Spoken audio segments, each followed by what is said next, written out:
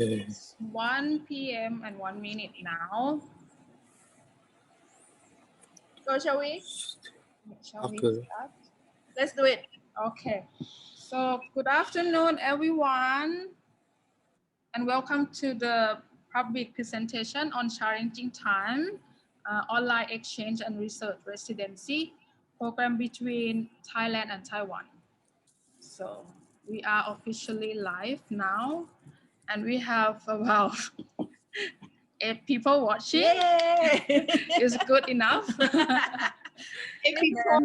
Please tell your cousins, your father, mothers, and everyone to log in. Yeah, to log in and see us. Okay. So this live stream presentation is showing at Taipei Contemporary Art Center at the moment as well.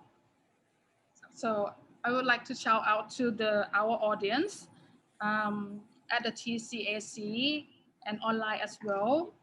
If you want to ask a question, if you want to ask a question, please feel free to type in the comment section below on our Facebook page. And then if you wish to ask a specific panelist or moderator, please type their name and followed by your question. And then there will be a Q&A session after the talk. Okay, so right now, my name is Wee. I am a program coordinator, and today I will be a meeting facilitator. And now I'm pleased to introduce our moderator for today. Here the lady, Kritiya Kawiwong, or Pijiap. She is artistic director of the Jim Thompson Art Center. And the next one, Frankie Su. Yeah, she is the director of Hong Gah Museum. And then the next one, Soe Ye.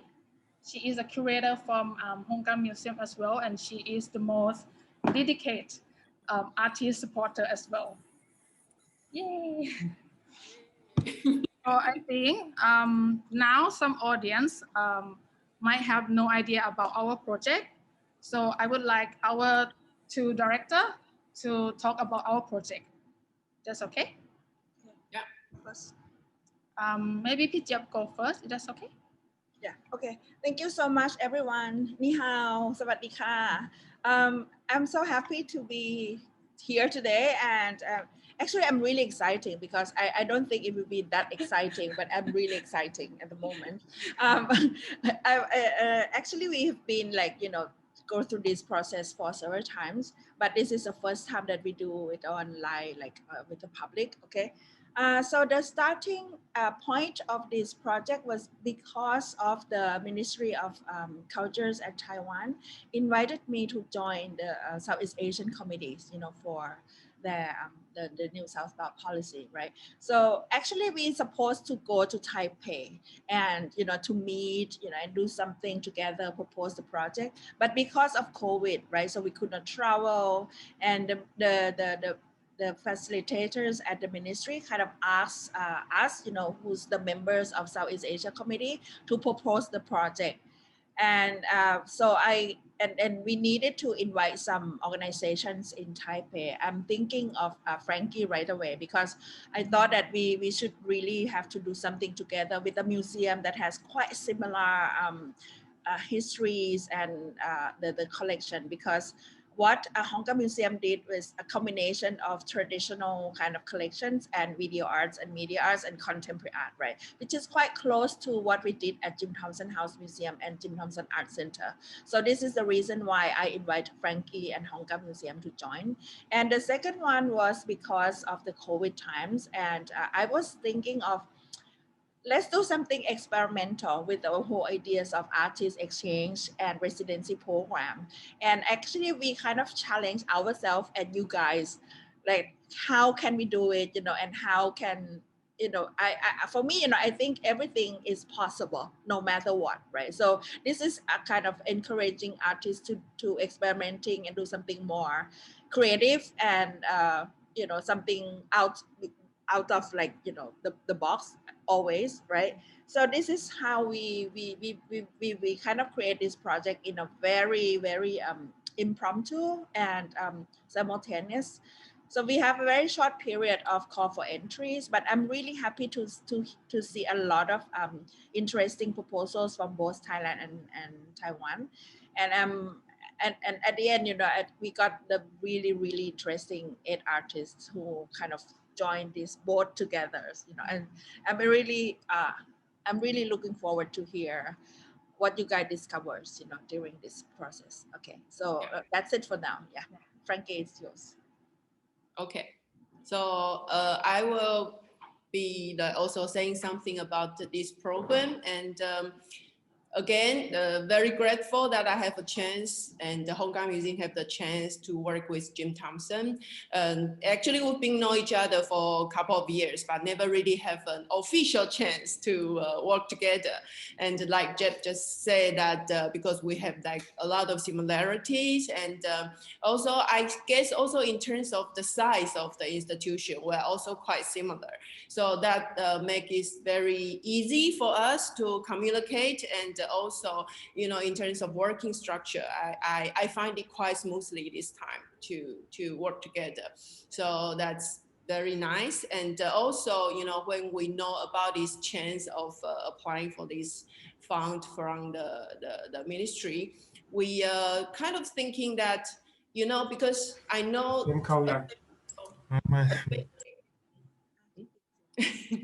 especially for this year, I think a lot of institutions and artists they've been canceled their opportunities of doing residency outside of the country.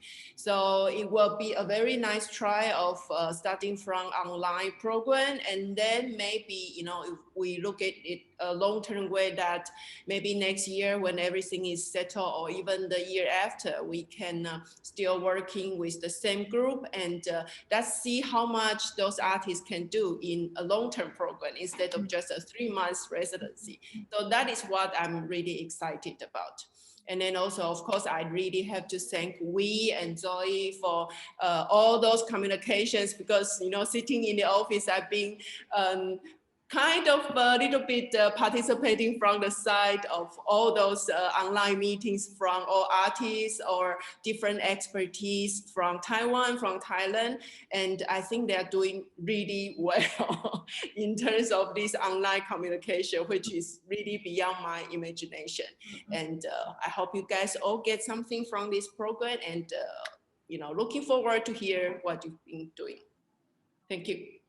Okay, so next, Zoe, can you share about our process during this project, and like how we exchange ideas and how we coordinate each artist with an art advisor, and then how we come up with everything, like how we try to help our artists.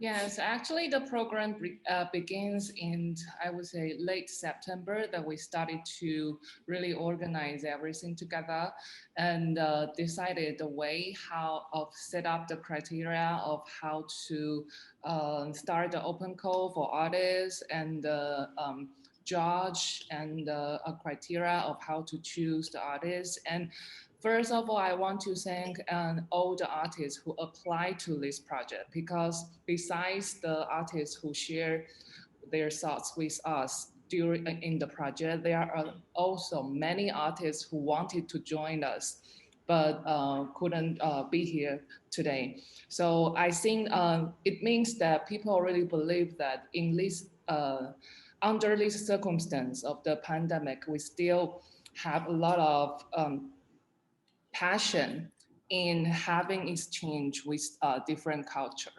And that is very encouraging to me personally. And during like 6 weeks working with artists, we first listen to the proposal, that what they want to research and what they are more interested in. And both of us introduce the professionals and the expertise in particular general or disciplinary, so that we can help artists to further research what they are more interested in. And of course, as a museum curator, I have to say this is not only a challenging project at this time, but also a challenging project for us, Hong Gah Museum, because we never done residency program before. We don't have a space for artists to do residency. However, with this online method or with this online form, we start the residency, and we can really share our knowledge and our network with artists from different countries. What I think this is amazing.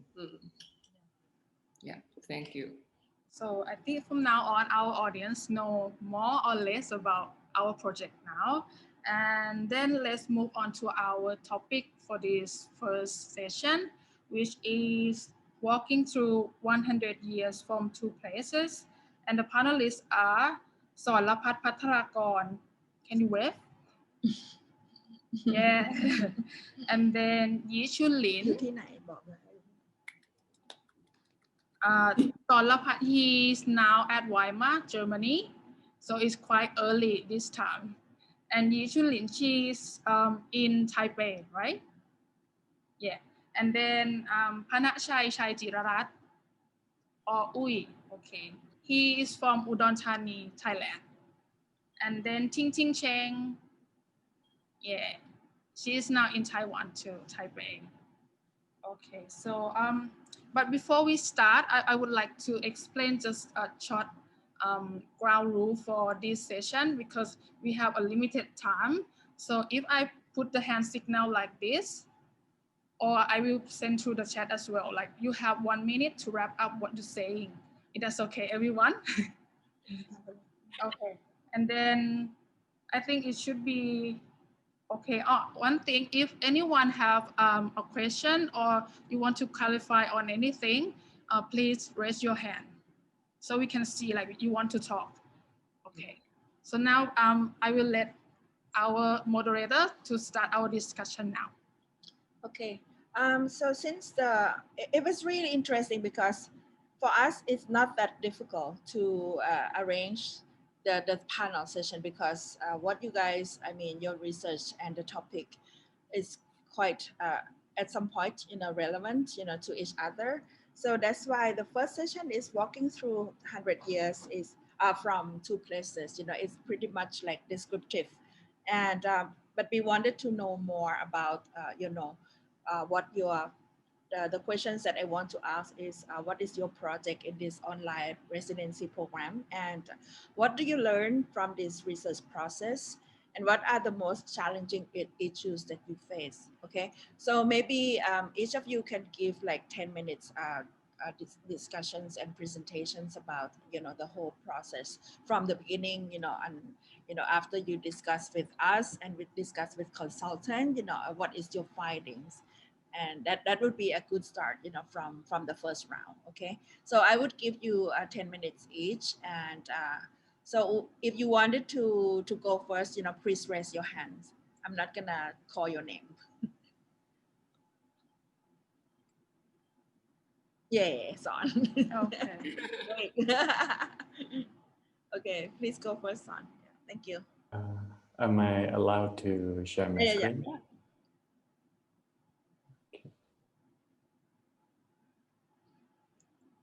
So my project, it is very emphasized on the residency name and the challenging time. My project is about the current time, the ideologies, and for the ideologies, one looking into the past and another looking into the future in the situation where both ideologies are claiming the space of the present. And my project is formed around the name of the residency, challenging time, and during the time of application, the name indicates the unmistakable state of 2020 with a pandemic sweeping across the globe. In addition to events like assassination, civil wars, environmental issues, protest. I don't think I need to say more. The thing is, the challenges of this time didn't turn up out of nowhere. They happen according to things prior until they boil down into the time that we are in. Many issues have been accumulating tensions for decades, and they erupted. They surfaced because they can no longer sustain the way they did. So the crisis might be the signs that things need to change. So not only that it is a challenging time, it might as well be now that we have to challenge the time that we are in. A part of me challenging the deadlines, I try to see this in context of Thailand and Taiwan. This year, many Thais gathered in the streets challenging the status quo that has put Thailand where it is for decades. And while many other Thais put all their efforts suppressing that, challenging the currents of time by trying to keep the status quo in place. These two opposing forces have distinct outlooks about Thailand in almost everything, and I researched during this time for something that allows fluctuation between these outlooks.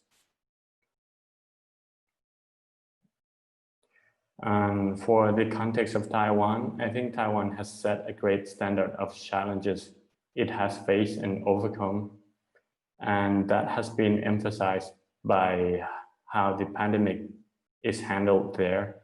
But Taiwan is also challenging the time in a very unique way. For me, the biggest challenges are regarding Taiwan's status as a country and Taiwanese identity. And these issues have also roots and result into very different outlooks. So this is the slide about Thailand, about the two narratives, the two outlooks. And for this is Taiwan.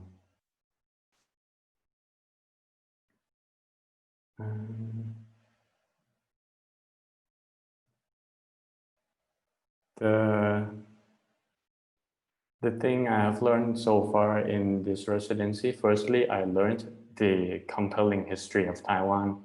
More than that, I think it is a good case study on how democratization could improve a country. It is a very good case study on this. And this residency is a very good opportunity to research and the transnational context. I think I got to explore the links between places and eras. And I found that Thai calendar, the way that we count the years, is quite isolating our history from the rest of the world. And with this residency, made me think a lot about the transnational civil society. I hope it becomes a movement and it would cause a positive impact for us. And for the most challenging thing would be finding the way to address the current issues in Thailand and Taiwan, especially without alienating people's beliefs.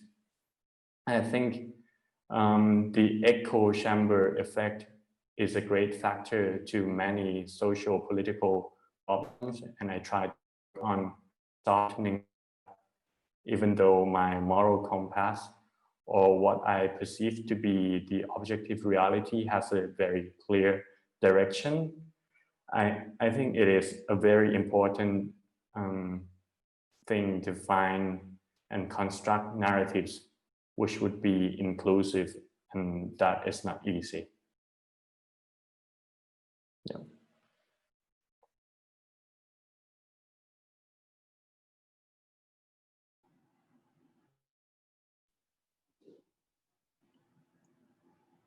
Yeah, that's very interesting, and I thought you will speak more about your project, because it was really interesting.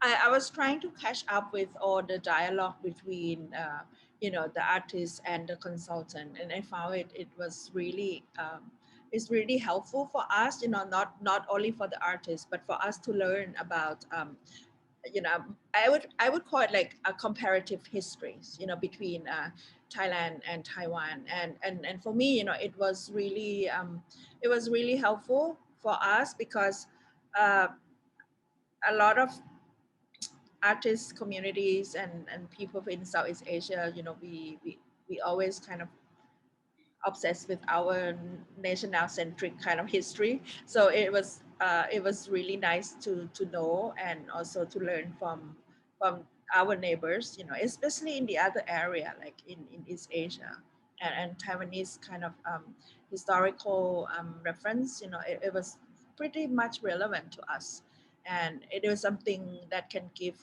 inspiration, and also something that we can learn, from you guys, in terms of the democratization process. Yeah. And okay, thank you very much, Son. The whole ideas of memories, and rereading, re-excavating the untold history has been kind of like uh, or more or less like a framework, for this for many artists, in this project. Yeah. So next, maybe Frankie, you can say a few words, and then Point out. you can invite, or now it's the Taiwanese team. Okay, so next will be Yi-Chun, right? Your turn. So please let us know what you've been doing during the program. Sure. Okay, hi, I'm Yi-Chun. You can call me Esther as well. And my residency project in this online residency program called EEP. And I think I specifically focus on the street vendors in Bangkok. So I think I firstly introduced the EEP, this project idea. It is combined with three words, which is economical, effective, and portable. And I think this project, I have two main ideas and questions I want to questions behind. The first one is I'm thinking that why in our daily life experiences, especially in the city life, why these three words are kind of highly related to our experience. And the second question is in our daily life experience, how do we use and what kind of method we use to practice these three words. So I think these two questions sounds kind of repeated, but actually the meaning behind is quite different. And so I have like several projects in my research. The first part is I kind of do a space installations to answering the first questions. I made some chairs and I used some elements about globalization and capitalism. For example, the stock market light chart, the idea of office, reception room, now space, the idea of making platform and logos. And my research process is I kind of by asking different people's experiences, I want to open up like the imagination of EEP, what it could be further, and also to answer my second questions. So in this online residency program, the curator from Jim Thompson, she said that her firstly kind of thinking about is the street vendors in the pro-democracy movement in Bangkok. And because they are kind of go to the protesting site before the protesters, so they are also called CIA. So I'm kind of really interested about this idea because I think I like their mobility. It's not just means unsteady, but they have kind of power to kind of questioning the status of unsteady. Yeah, so me and my research, I firstly to go to kind of research online from the social media, from the YouTube. And yeah, and I found that they are, because of the economical issues, they go on the street, and then they slowly have a kind of organization. They have like a group in the like Snapchat, or they have a group in the on Facebook, and they kind of develop some secret words, and they kind of have a power to kind of show their to express their ideas, and to use their identity as street vendors. So, and I also kind of researched like something similar in Taiwan, which is the small biz. People call the mobile vendors. We call it small biz. Will show on the military drill site.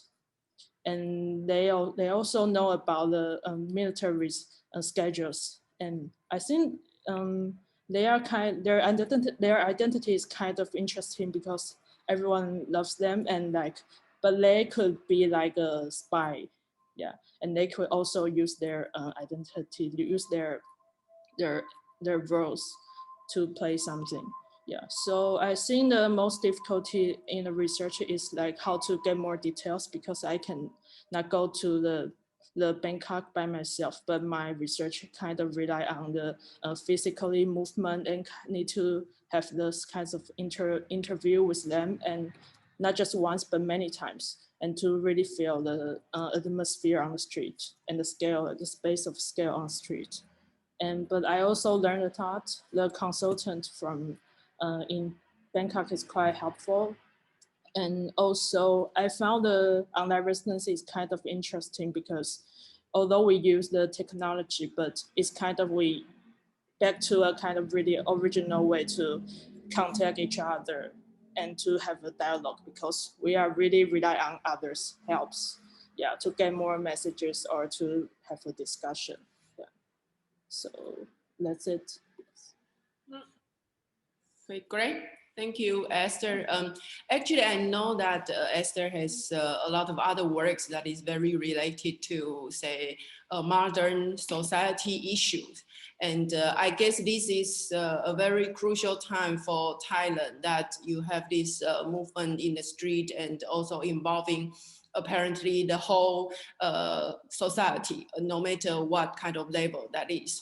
So I think it will be nice if, you know, in the future that Esther can be traveling to Thailand, to Bangkok, to really see the scene there on site. So let's hope, you know, something good is going to come up.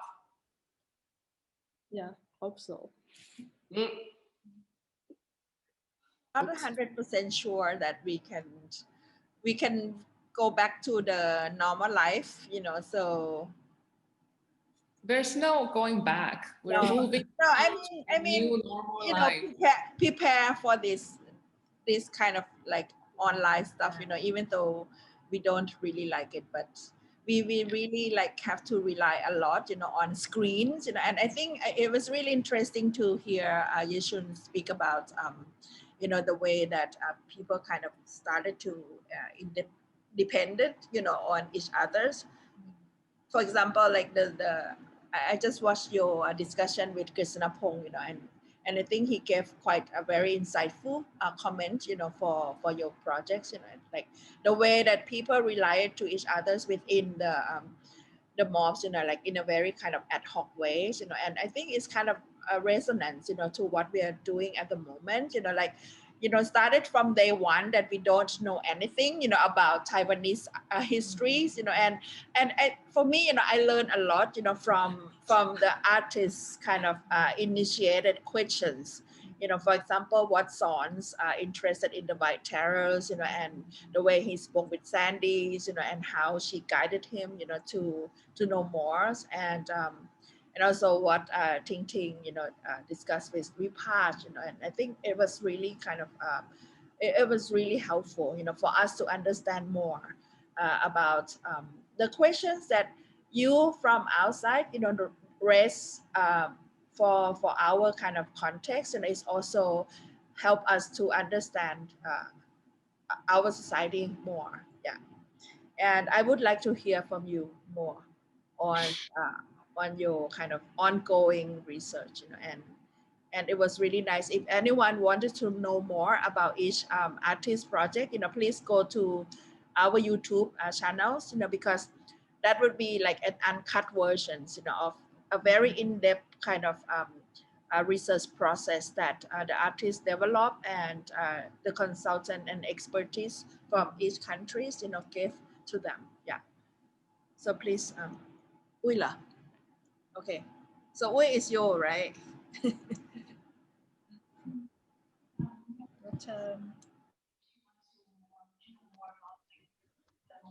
Screen.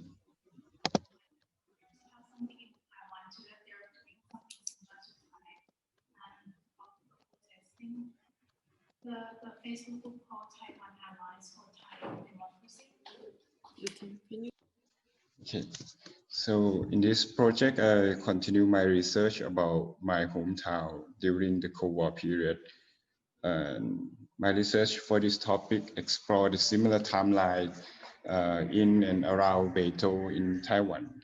So from my conversation with Zoe, I realized that in my hometown and Beitou share a lot of common things related to the same period. And one of them is military facilitation and accommodation. Such space could also reveal a sense of extraterritoriality. It's kind of a space that undoes its own existence, and it's kind of an unplaced within the place itself. So from solo our online meeting, thank you to Zoe and Nobuo for giving me a lot of suggestion for me to work with. So in this slide, I briefly sum up into 3 sections.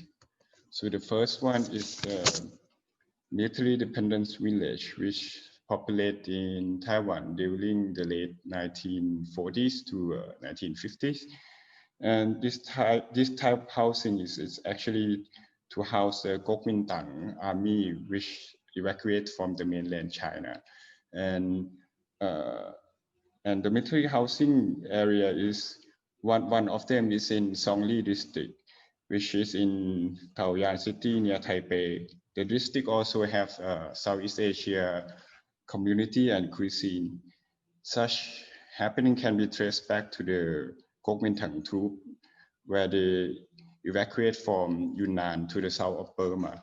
And then from that area, they're causing a lot of conflict. So there was a committee forming by the US and Taiwan, Thailand and Burma, forcing them to evacuate. So they evacuate to Songli, and then they built this military housing. It's intended to be a sort of temporary structure, but in the end, they end up staying there because they can't go back to the mainland.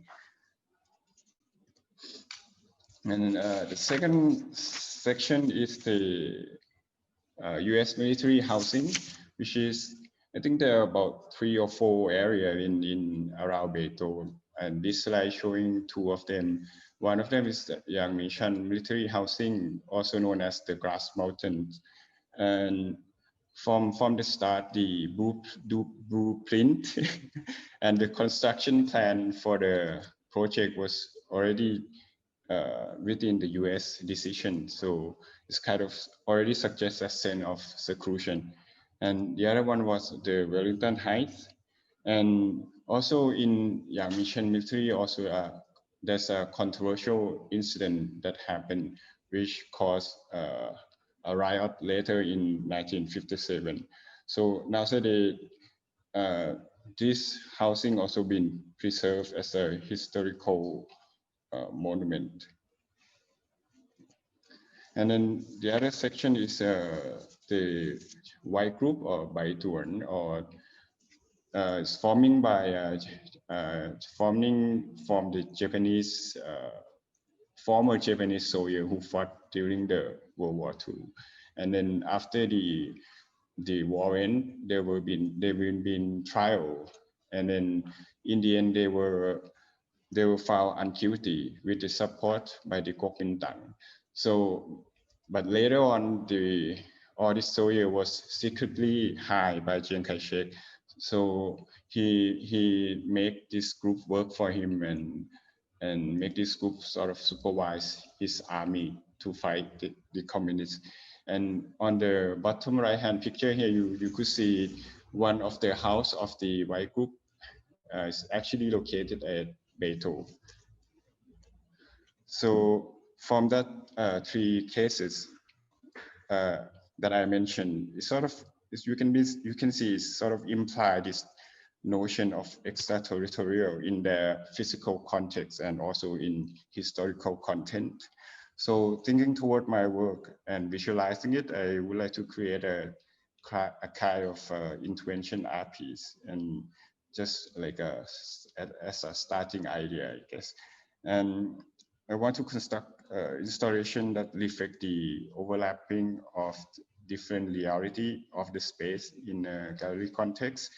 And by creating a kind of a small room installation with a combination of objects and materials and also sculpture that could hint a certain kind of narrative I'm focusing on. And also I would like this room to actually sit next to the museum staff office room, and then I want to carve part of the wall to export both space. So it's kind of overflowing and sort of undancing each other space. So it's more like a starting point, and I hope to develop it further. Okay.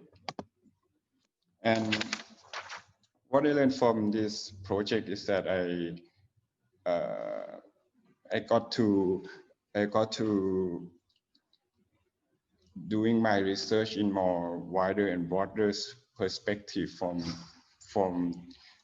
the topic that I'm focusing on, like the Cold War, because previously I did the project in Ramasan Station, which only focus on my locality, but this online residency program gave me the opportunity to expand that perspective. And the challenging thing about this project is, I think it has to do with also with my focus topic, as you know, like the Cold War itself, because it's such a topic that it's like embedded conflict in the topic. So I have to see it like, so it's the project gave me the opportunity to see it more roundly. And also some of the research about the topic have to be, some of the information was so secretly high, you can actually find by using like English. So for example, in Songli district, so he sent me the link in Taiwanese. So yeah, I could look that out later. And also I realized that this online residency also suit my daily routine, because most of the time I stuck here doing other jobs. And yeah, and the other challenging part, I think, because of the pandemic situation that restricted the travel. So by conducting research without seeing or visiting the actual place or site, yeah, that's very challenging. So I think my research need to improve and develop further in that aspect as well.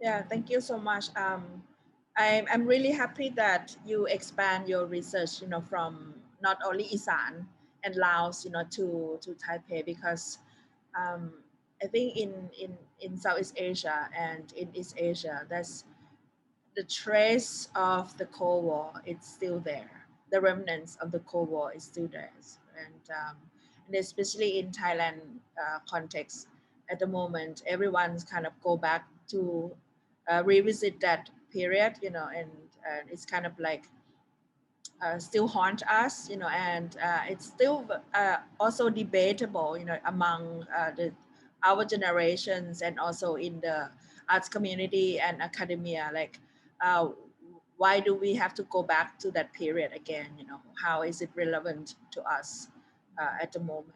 you know. So this is that can be one panel that we can discuss, you know, if we have a chance to do an exhibition next year. Yeah. Okay. Next. Okay, next will be Ting-Ting. Yeah, Ting-Ting is also a very good friend of Hong Gah Museum. So please bring up your progress. Okay. Sorry, share screen.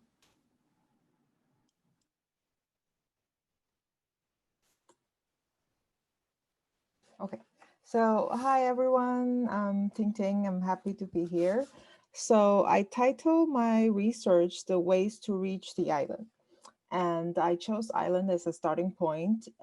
Is very obviously Taiwan is an island, and Thailand is a country with many islands. But most importantly, I found the concept of island really fit in the concept of COVID during the pandemic, that everyone has become an island, that everyone is quarantined somewhere, either at home, in their own city and countries. And so, and also like the concept of island has been fascinating for me for a long time. So there are three elements that I would like to connect in the project. The first one is the movie The Beach and the Little Phi Island and the current social movement in Thailand. And here I'll explain why.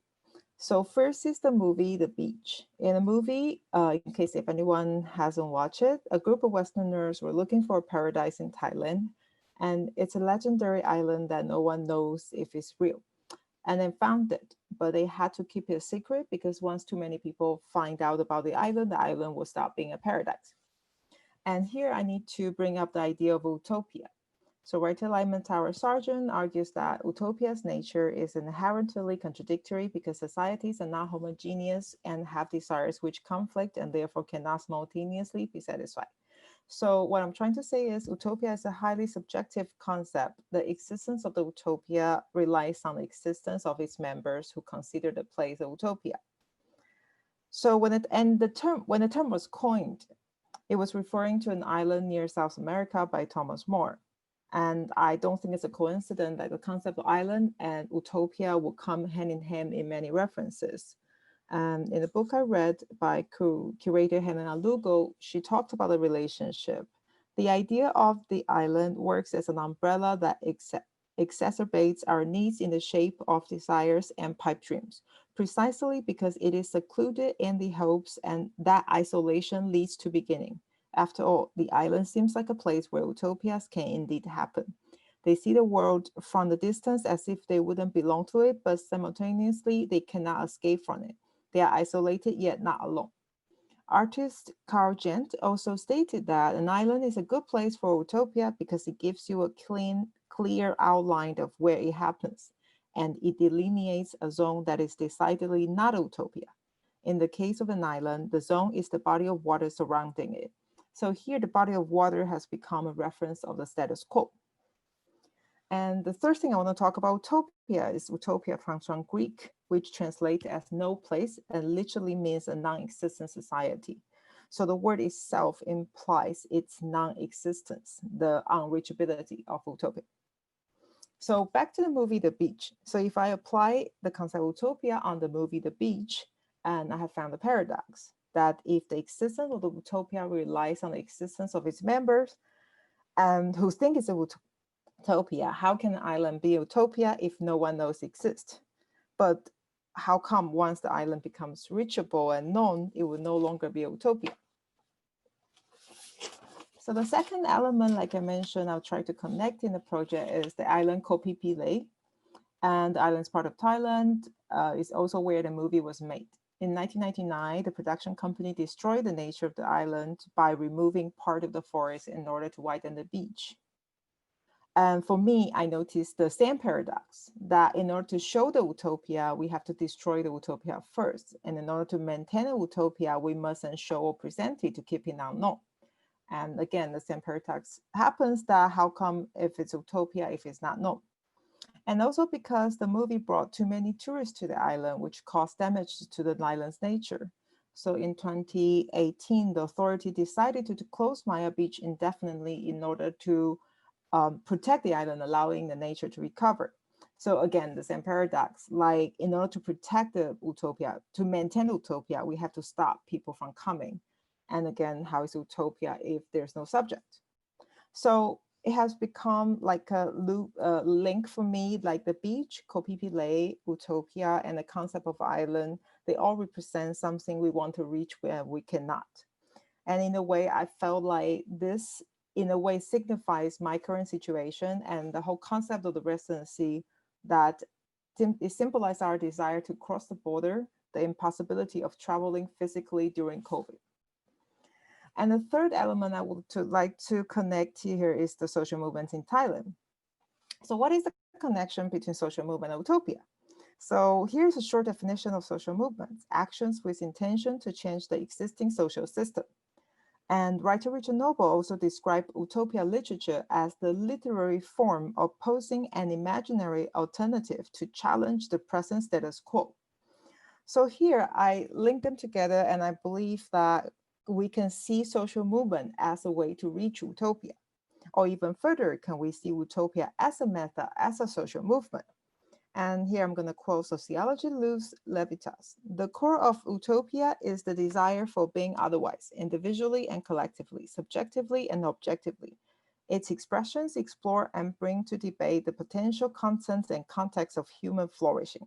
It is thus better understood as a method than a goal. So here, allow me to draw a summary of my research, that I feel utopia embodied as islands like the beach or Koh Phi Phi is a continuous process and debate instead of a destination or a solution. It is something we are continuously approaching but might never reach. So this is my research for the residency. And what do I learned and what is the most challenging issue? So for me, this is a really unique and interesting but also challenging experience. It's my first time having a digital online artist in residency. And if I'm being honest, I think at the beginning, I did feel a bit lost, like not knowing what is the next step. I guess because when you are in physical residency, you're immersed in a new environment and you adapt your behavior to it, and you notice things without looking for it, and you inspired by whatever is around you. But for digital residency, I think it really relies on the artists you need to actively knowing what you're looking for and searching online, and you need to discipline yourself a lot, and also rely on references and information offered by the host organization. So I'm very thankful for Grithia, Wee, and Vipash, and like artists from Thailand like Kay offer me a lot of reference and insights that I would not know before. And so it's really different from physical residency. And it's hard, for me, it's harder to get into the zone of working. But however, I do feel like after a couple of weeks, I started to get a hand of it and started to research once I found the reference that really interests me. And I think that becomes like a really interesting experience. And what I really like about this is because of the nature of the residency, so from the beginning, I started to think of projects that can be presented online, even though the exhibition next year might be physical. But I think kind of like it posed a challenge, but also kind of suggests a direction for me to think about what I want my works to be. And I really like it. And of course, the nature is still challenging because I cannot go to Koh Phi Phi, I cannot go to Thailand, cannot film what I want. But I think because my concept of unreachable Utopia Island, so it becomes a benefit for me that it becomes a part of the project that I'm picturing somewhere I cannot go, and about this place I shouldn't be able to reach. So I actually think it works out quite well at the end. So I guess this is what I learned from the research and the process. Thank you. Thank you, Ting-Ting. Very interesting project. And I guess, Jeff, actually, Ting-Ting bring us to question 2, is it? Actually, some of you already told us like what is your plan, but our kind of plan is to ask you about the future plan and how would you like to develop the research and the ideas into the works of art. Even though some of you already described, but maybe you can give us a more input about what you learn, you know, and also the kind of the advice that you gain, you know, from the experts, you know, from each countries, and how that help you, you know, to develop the and realize the project. And of course, you know, I think now everyone is really in the utopian stage because we all want to go somewhere, you know, and we can't go there, you know, and it's really almost like a unreachable kind of utopia at the moment. Yeah. But that's why we are watching YouTube a lot. So I think if I don't know if anyone wants to show, you know, otherwise we can just like have a kind of more free form discussions. Yeah. Who want to go first, you know, about your future plans, you know, in terms of if we're gonna, I mean, at the end of the process, it will be in exhibitions, you know, at some point.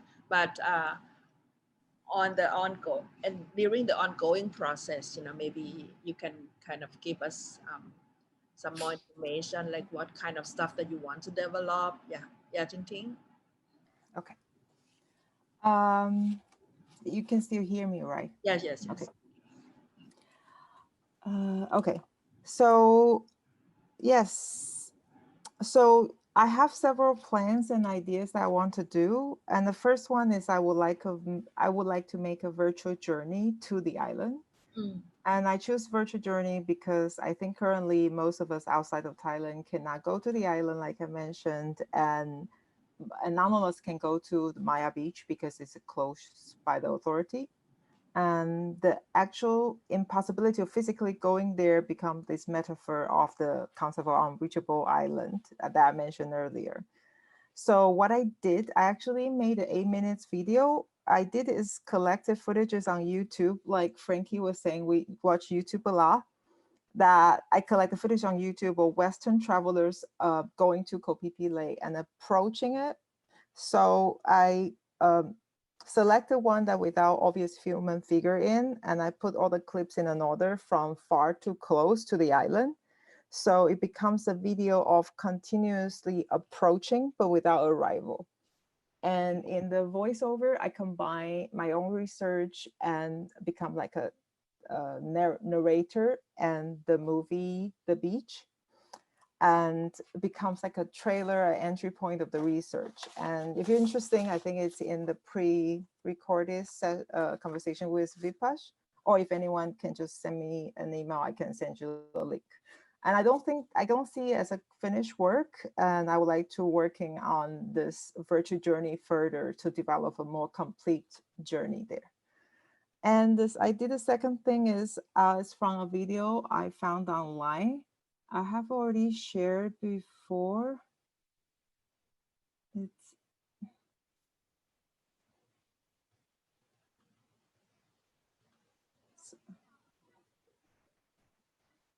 So it looks like this. So what happened was there are protesters in Bangkok trying to reach the parliament for a protest, but the government shut down the roads around to block the protesters. So two of them decided to swim through the rivers to arrive at the back of the parliament. And I like how the footage shows the two swimmers continuously swimming towards something. And if we circle back to the idea of body of water as the status quo, I feel this is a perfect metaphor of continuously approaching in the status quo, as we continuously approaching utopia as the nature of social movement. So in a way, I see the swimming here as a protesting gesture. So I would like to make a video of those two protesters continuously swimming endlessly. I'm thinking to match with the music canon. So canon, it's a type of music that continues to repeat on top of each other endlessly if needed. So, and I think the music goes really well with the video as this concept of continuously endless approaching. And I also got fascinated by this idea of swimming as a protesting gesture, as a way to get out of status quo in the status quo. So I'm looking for more examples of people involving swimming in protest. So if anyone knows anything, welcome to let me know. And the third thing I did is an interactive co-created utopian world map. So during the research, I discovered this idea of phantom islands. So phantom islands are islands that have been considered real historically. The main reference I read is a book called Phantom Island in Search of Mystical Land. And so I'm interested in how those islands represent. So what I did is I feel like they represent certain of our desires. So I stitched the screenshot of Google Map and I added those phantom islands on it. And because for me, those phantom islands represent how our idealism and desire. So this is a utopian map because it's utopian. So I also took the liberty to change some name of the countries and border, etc. And currently it's a JPEG, but I'm hoping it can be a website where people can give suggestions and alter themselves to become like a Wikipedia, like a co-created utopian map. And so in general, I would like to continue the research into the concept of island. And we, a couple of days ago, also recommended me a series on Netflix called The Stranded. And I watched the trailer, it seems really interesting. It's something I think I will watch. And also there are some other movies were also made on Kopi Lake. It's something I would like to watch in the next step. And so this is something I have in mind at the moment. Thank you.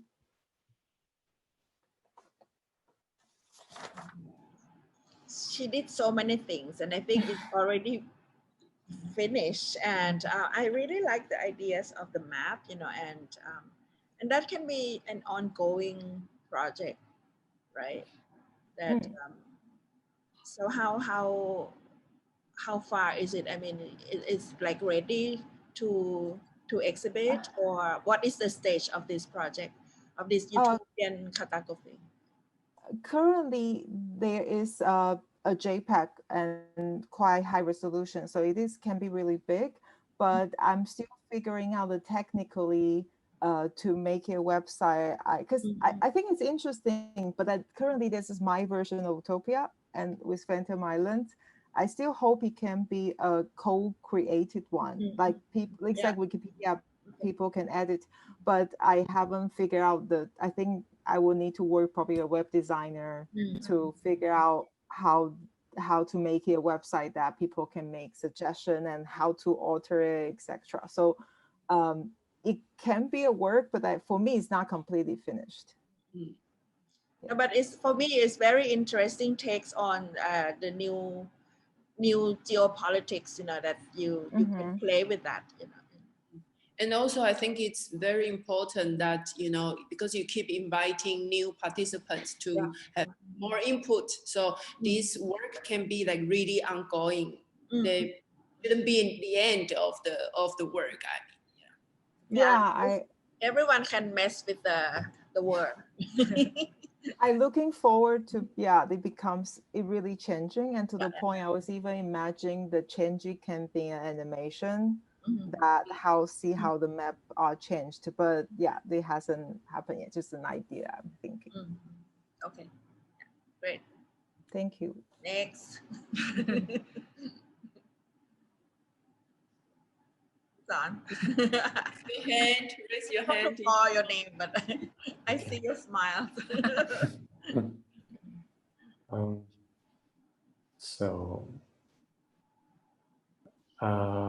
My plan is to develop this further into the future, and I have explored many ideas, like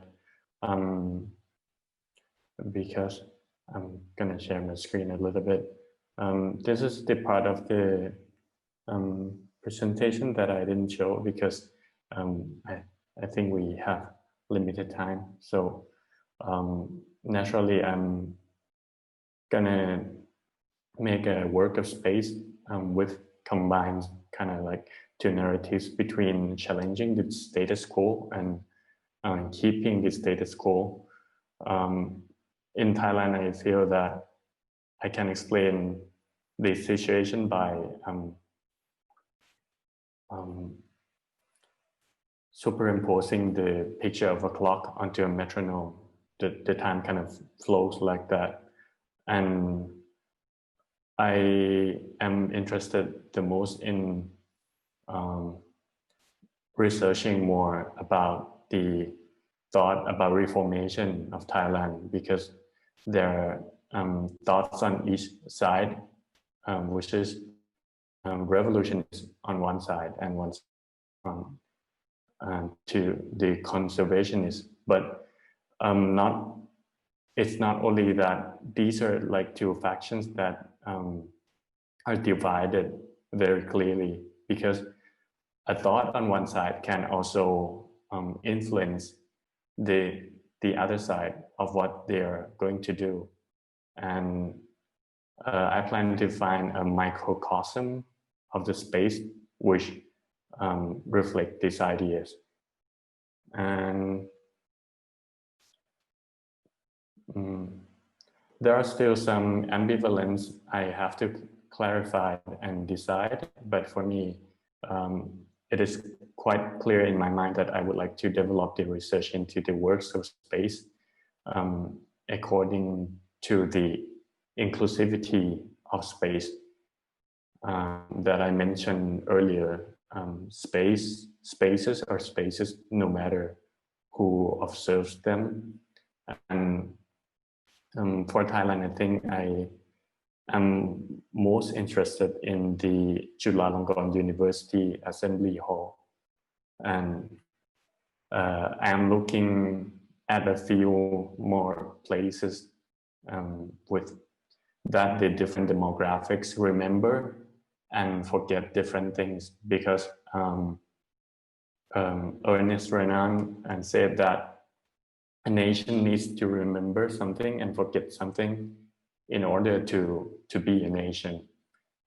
And I think Chulayarnnon University Assembly Hall is very interesting in terms of the events that happen inside, the relationship between the monarchy and the commoner that happens inside, and also the violence that happened.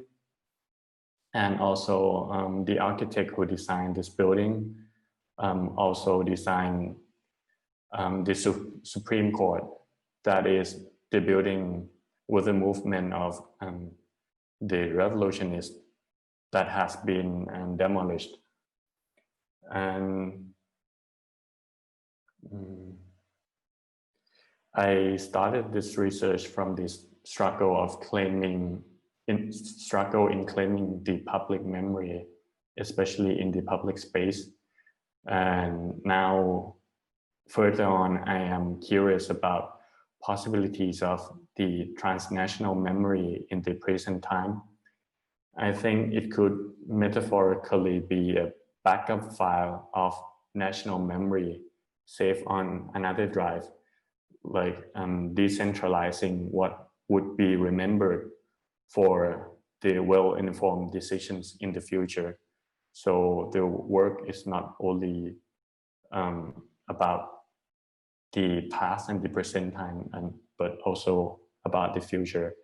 And I would like to try to replicate or reenact the spaces in some way, both in Thailand and Taiwan somehow. Yeah.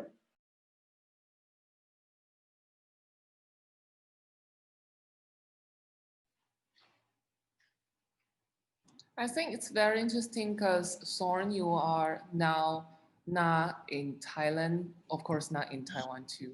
And physically the distance from Europe looking back to Asia is also something that I found very interesting in this progress. Yeah, but the way you play with the politics of memory, you know, of the nation state is something that for us, you know, is pretty in Thai context, you know, is pretty recent. recent kind of phenomena, because I found it was kind of like coherent with what is happening on the street, you know, because now this younger generation is really much kind of like awakened, you know, and trying to retrieve, you know, and going back to the history that has been suppressed and untold and rewriting. So I think, you know, your proposal, you know, to work with a pillar of the countries, you know, as Chulayarnnon University, where you're a graduate from, it's highly challenging. And so I wish you good luck, you know, on how to kind of like encapsulate and abstract that, you know, into a work of art. Yeah. Thank you.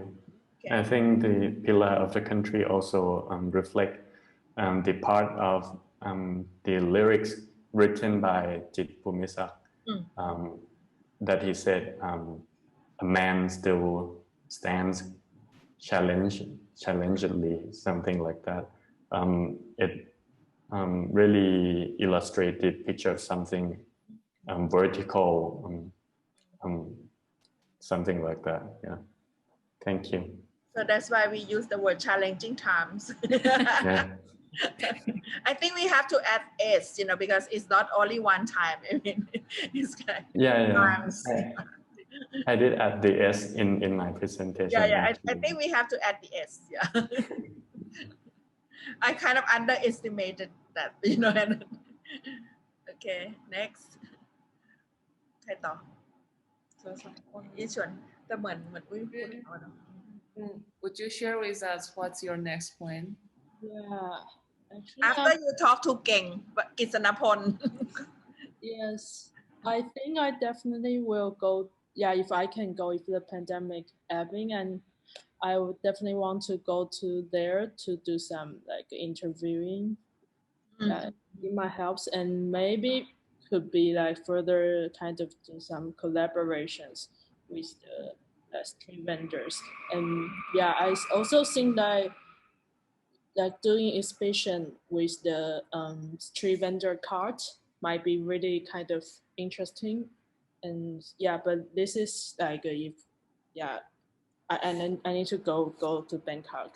Yeah, so yeah, and do some, for example, like a pop-up kind of silent but silent performance action might be, yeah, for me like my currently proposal for the future.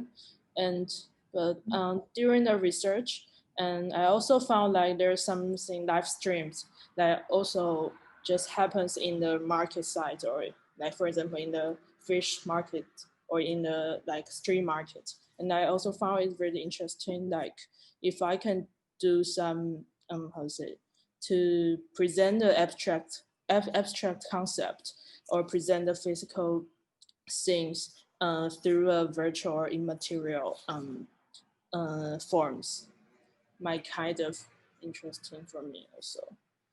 And I also think that in this experience, like because I cannot go to Bangkok, and like Ting-Ting said, how to use this situation as a kind of benefit to making a work. It might also interesting to use this invisible walls. Yeah. So this reminds me like the idea of performing and the idea of agent. Like if I could use a like body as an agent, or use someone to do some performance to be my agent to making some artwork. Yeah. So I think that's it. Yeah. So do you want to like create this kind of new models, you know, of the mobile kind of vendors, and work with the more or less like a real kind of situation as well? For example, join the street, or you wanted to do it only in the exhibition space?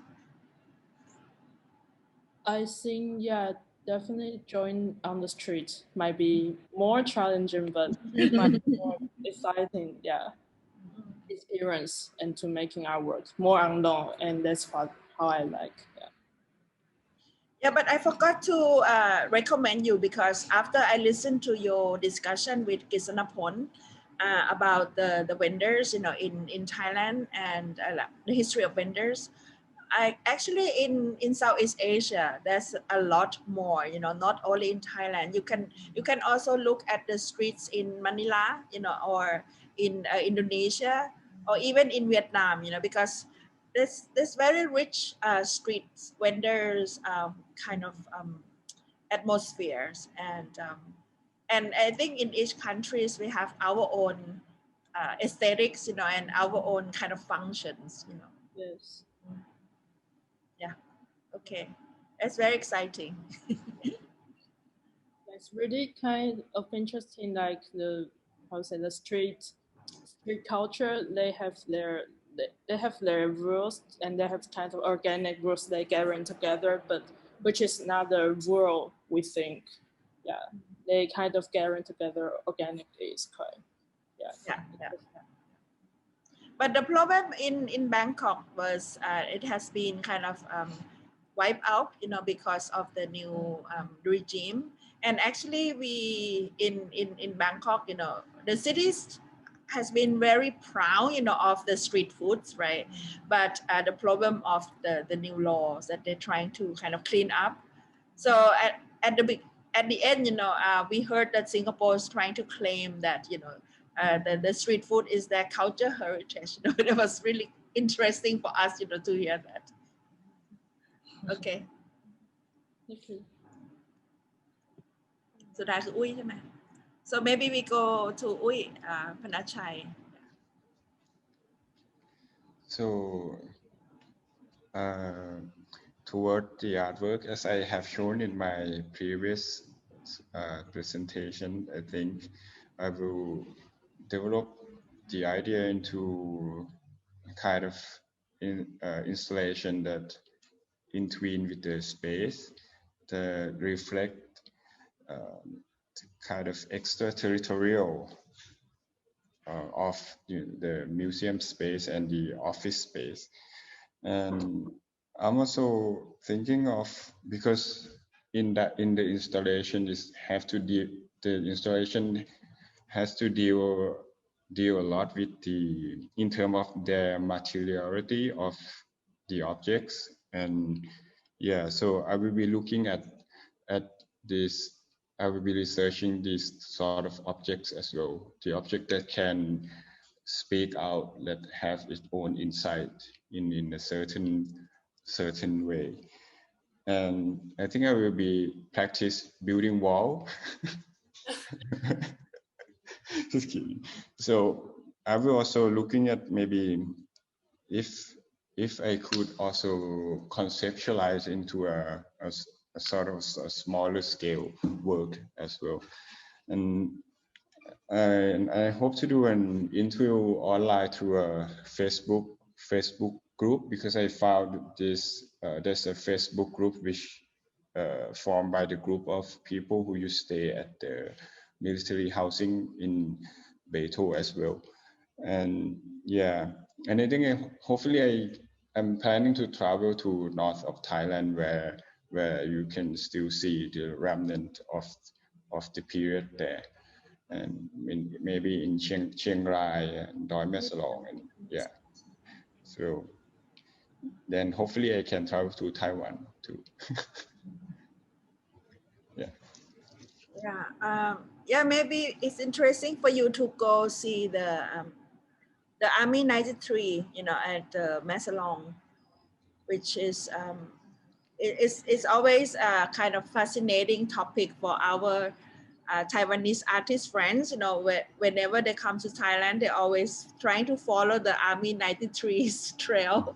And Zhao Wei did a very, very good project on that. I don't know if you've seen these films or not.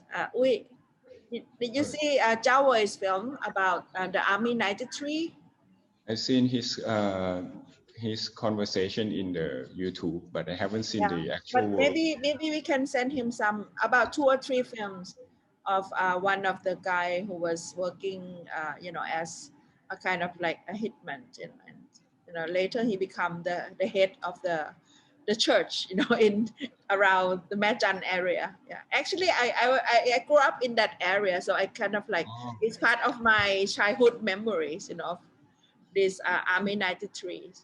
I was born around the Golden Triangle area, so Majan is in Chiang Rai, so it's very close to my hometown. And it's very interesting that, when Xu Jiawei showed his work in either Hong Gah Museum or later also show in the Taipei Fine Art Museum, he actually received a lot of feedbacks, like physically there are general audience came to the museum and then say that, oh, that's the place they've been working to, and or something. It's very, really, there is some connection there. Yeah. But I don't think we can afford to to let you knock our new building, because we just built it. So the plan is too challenging for us, So maybe you have to build your fake wall, or you have to do a virtual office scenario. Yeah. And that can be interesting as well. Yeah. So I'm really happy to learn all your progress, and I'm really happy that you are part of this project, and I think we will learn more, from your kind of research, in the future. You guys have questions for each other, otherwise, Frankie and Zoe, you want to have additional questions?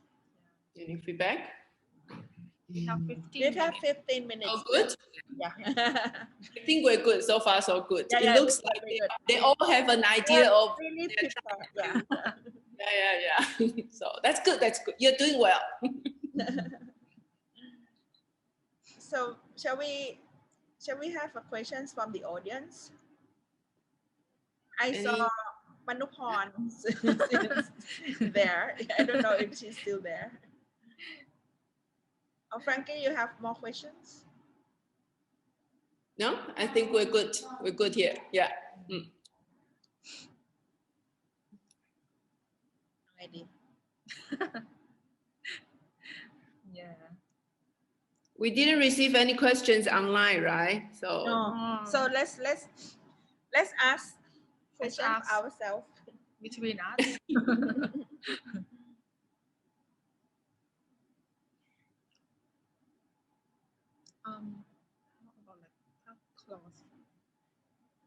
Anyone want to ask questions, from other panels like Tim and Kay and other people?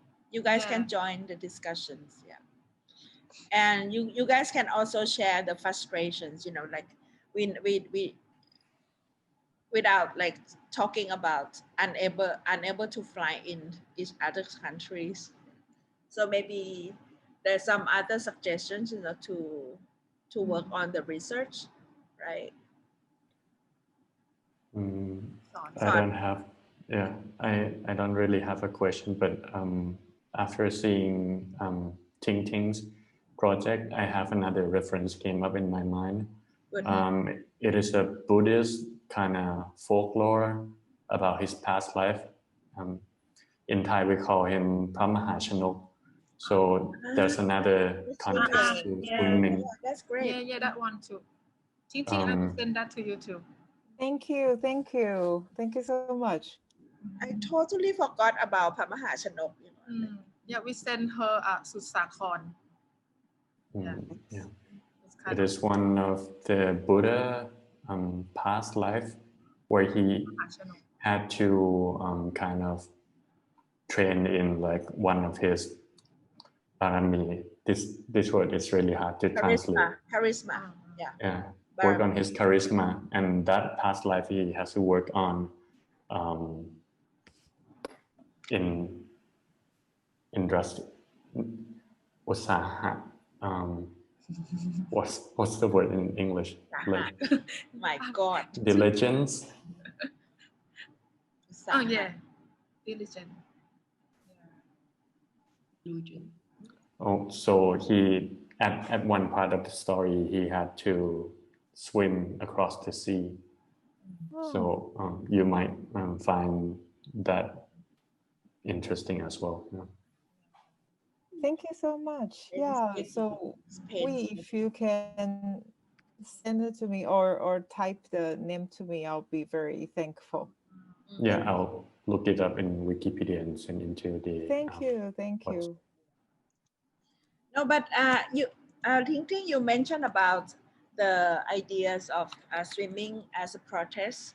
Actually, that the day that the swimmers swam, towards the parliament, it was pretty special, and it's in the very interesting context because it was the protest in front of the new parliament, and the state's trying to block all the protesters. So that's why they cannot access right on the ground. So that and actually it was kind of situated on the Chapaya bank, river bank. So that's why the other group of protesters, they're trying to access to the area, so that they swam. And it was the day that it has kind of heavily cracked down, and a lot of people got injured. So a few protesters, they prepare the yellow duck, to protect the protesters. And it was really sad to hear that one of the actress in Thailand, who was really kind of very important supporters of the democratization process, and she was issues she was kind of like, she got the warrants from the government for the articles 112, just for this, to deliver the yellow duck. Yeah. And so to answer your questions, like swimming as a protest, I don't think we have other cases, but other activities, for example, like a daily life activities as a protest, we have a lot. We have many cases, like eating sandwich, reading 1984, or what else. The day before yesterday, they wore the Thai costume, so that's kind of like everyday life, mundane activities, as a protest. And it was really reactionary, it's not like, it has no format, because most of the protesters, they just kind of, they did it because they react to the over the top states insecurities, the way that they're trying to charge. I've seen the news of a woman arrested because she dressed up like royal. Yeah. So this is one of the case. Yeah, I think it's really ridiculous, that the fact that she was arrested. Yeah, it's very sad. And we don't really know how far they will go, right?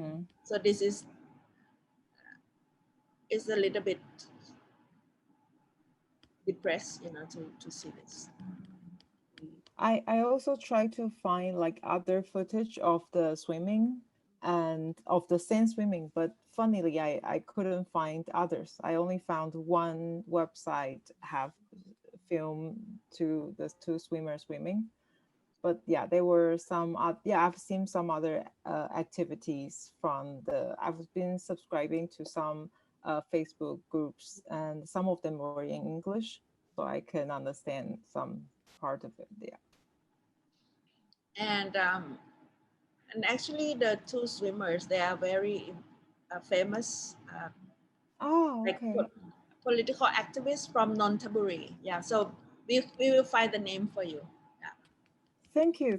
Yeah, because the website I found the footage didn't mention who they are. Yeah. I think so. I didn't know who they are from the information. Yeah. Thank you. I have a quick question for Yi-Chun. Yeah, I think the project sounds really interesting, and when I was listening, I was just curious, like, have you have any experience of street vendor, like being the street vendor in Taiwan? You mean for myself or actually For you? Like, have you ever been like selling things on the street? Not really actually. And yeah, because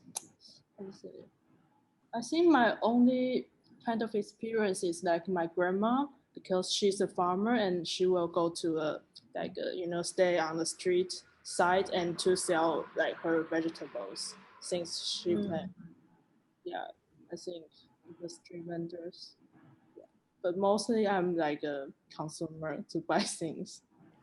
Yeah, but I'm really how to say, kind of I really like to observe the like street vendors how they do their kind of construction of their own places.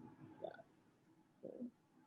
When I was during student, like back in the college, at some point, me and my friends were selling like plushies in Ximending, like a street vendor.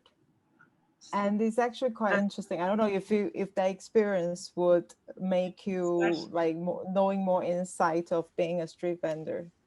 Yeah, so we need to run from police, and we communicate with other vendors as well. They will warn you that police are coming. People are very, very nice.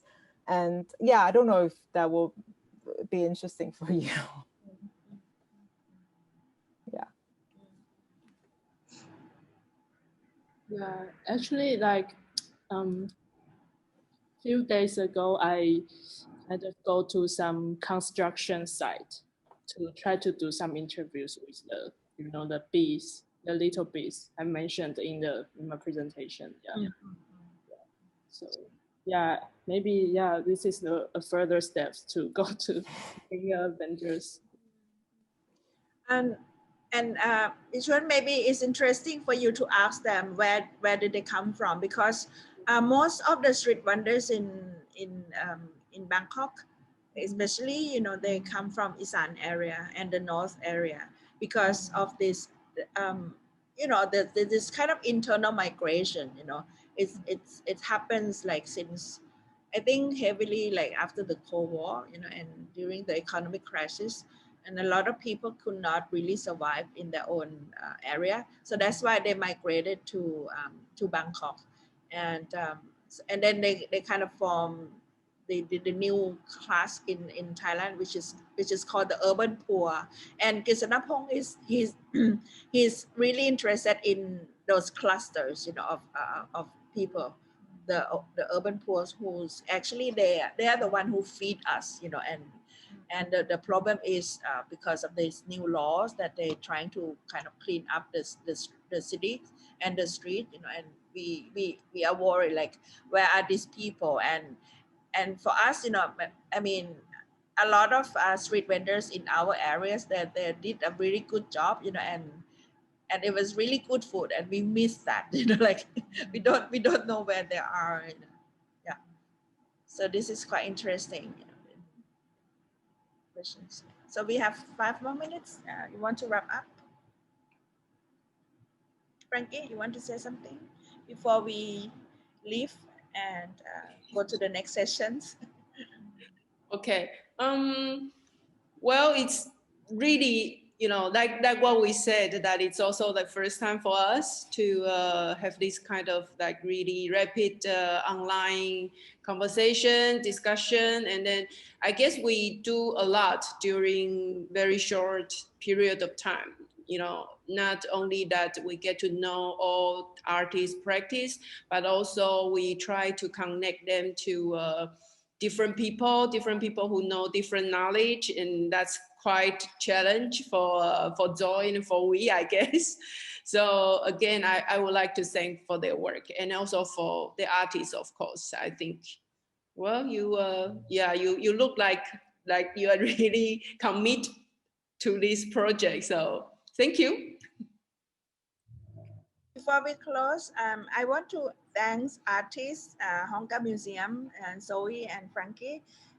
And we, my team, and also the consultant of the project, which is Sandy, Krisanapong, Vipash, and Nobuo Takamori. Yeah, and we have a new intern, Will, which is she just came and she helped us working on with the graphic design. Yeah, so thank you very much, and I hope to catch up with you guys again. Thank you. Or you guys would like to stay with us, is more than And welcome. I see you again at what time? 3 p.m. in 3 p.m. Thailand times. So we have half an hour break. Yeah. It's good. Yeah. Yeah. So stay with us at the Jim Thompson Art Center Facebook Live. Yeah. ขอบคุณค่ะ สวัสดีค่ะ Thank you. Thank you, Ministry of Cultures of Taiwan. I forgot to say. ขอบคุณค่ะ So see you again See at you 3 again. p.m. Yeah, half an hour. Bye.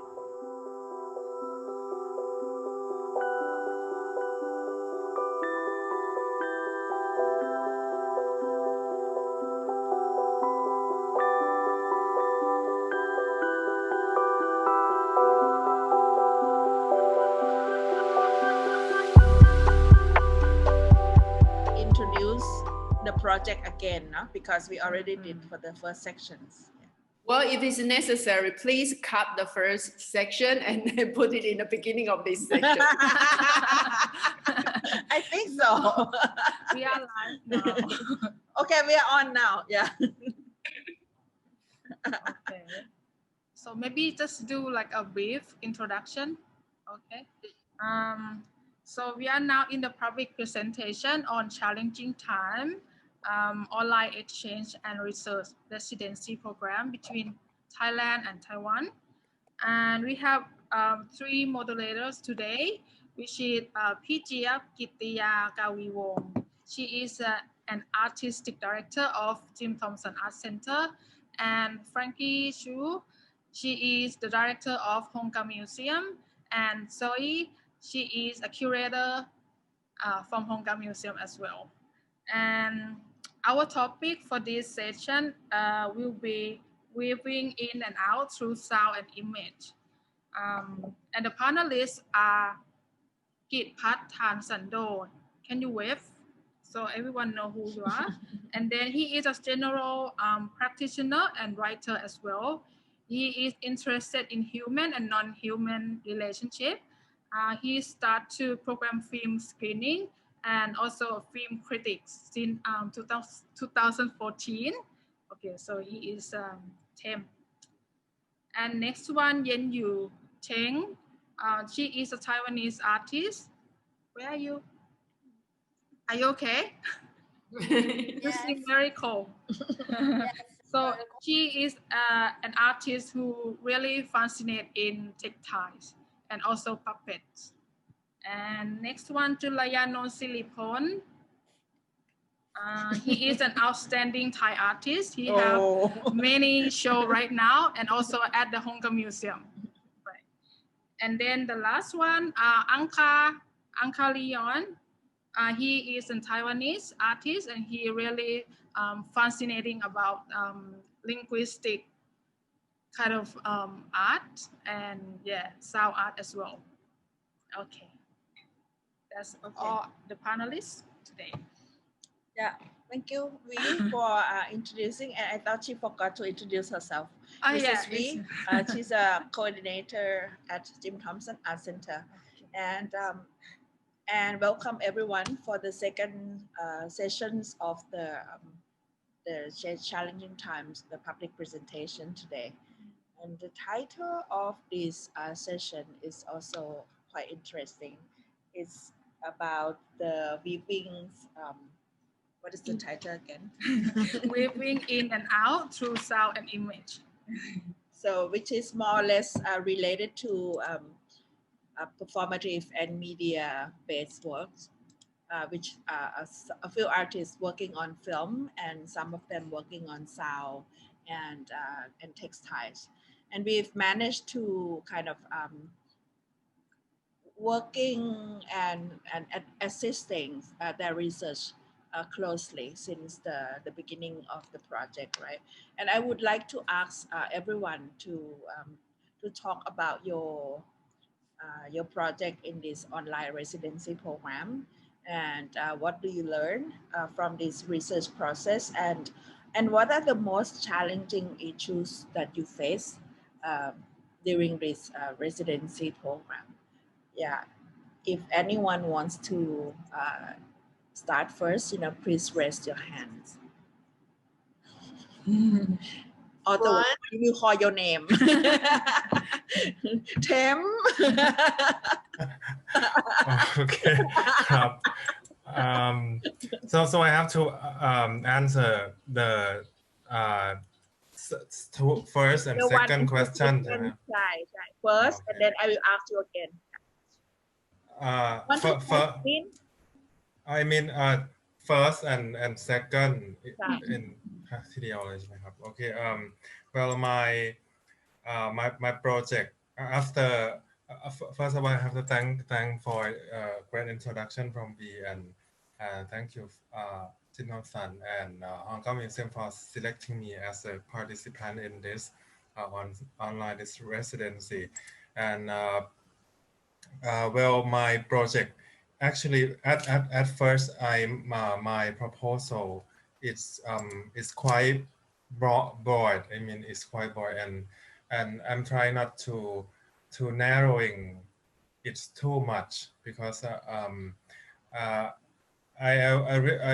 me myself I want to do something more than what I did before in a couple of 2 years. So I trying not to narrowing or strictly what I want to do. And after I joined this residency, which is the first residency and online residency, so it's very challenging for me, and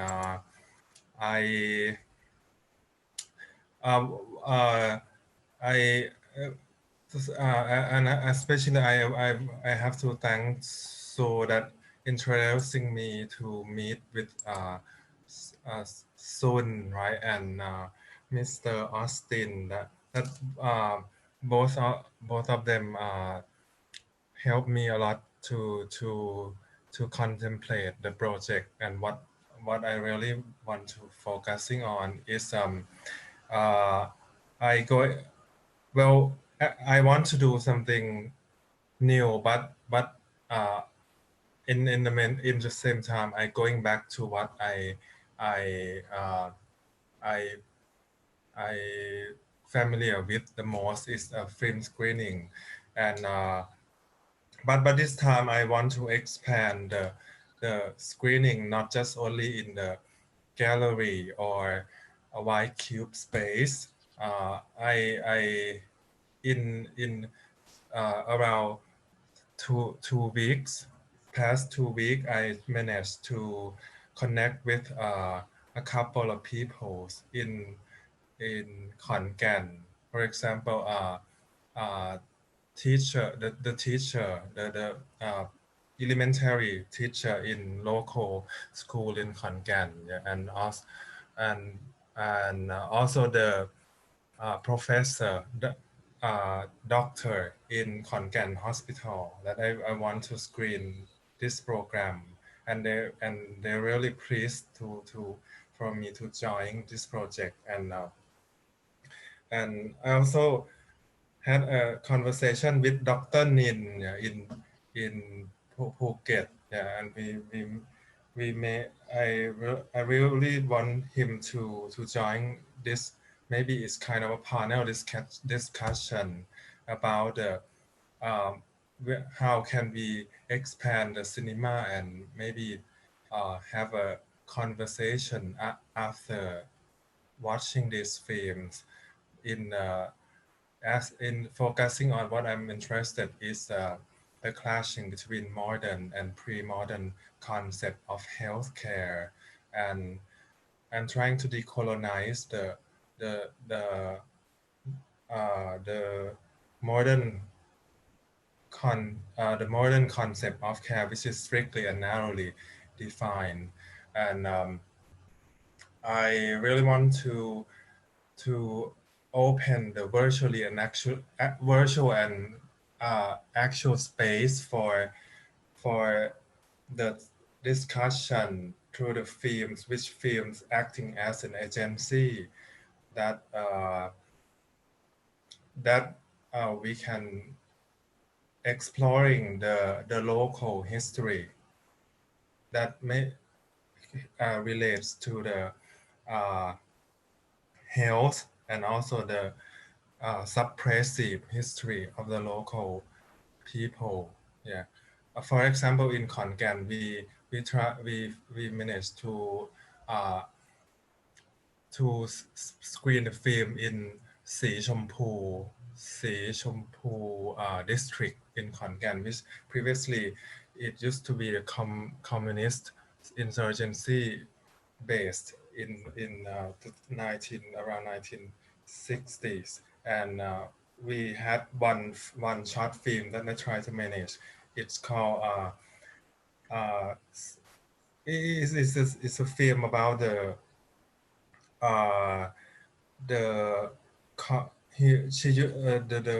therapist, communist therapist that used to study the acupuncture from China. Yeah, and I think it is maybe we can have a conversation with the local with the children and the student in Siriphol school. Yeah. So that's very briefly about the project, and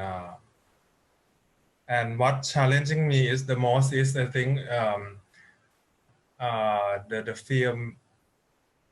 Well, the film, mostly people in the local area, they like to watch the entertainment or maybe horror movie films. Yeah, so I trying not to. I think it's challenging and how to make a public space for them to join, and how to include people as much. Yes. Thank you. Thank you so much, Tim. But I think you,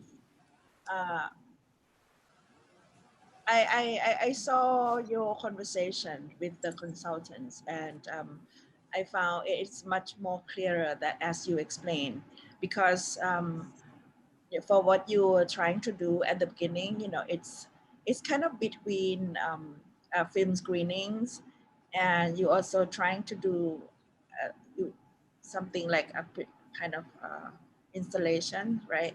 As well as a writing. So from what I heard at the moment is you didn't mention about the writing part. Oh, so sorry. You want to write about the films that you Yes. kind of compare between Thailand and Taiwanese films Yes. related to the medical history. You still want to do that? Yes. I still want to do that. I forgot. Sorry. Yeah. I also want to do the right things. Yeah. In these years. Yeah. About the film Bodo. Yeah. From Taiwan and Symmetry of Splendor of Vichart-Pong. Yeah.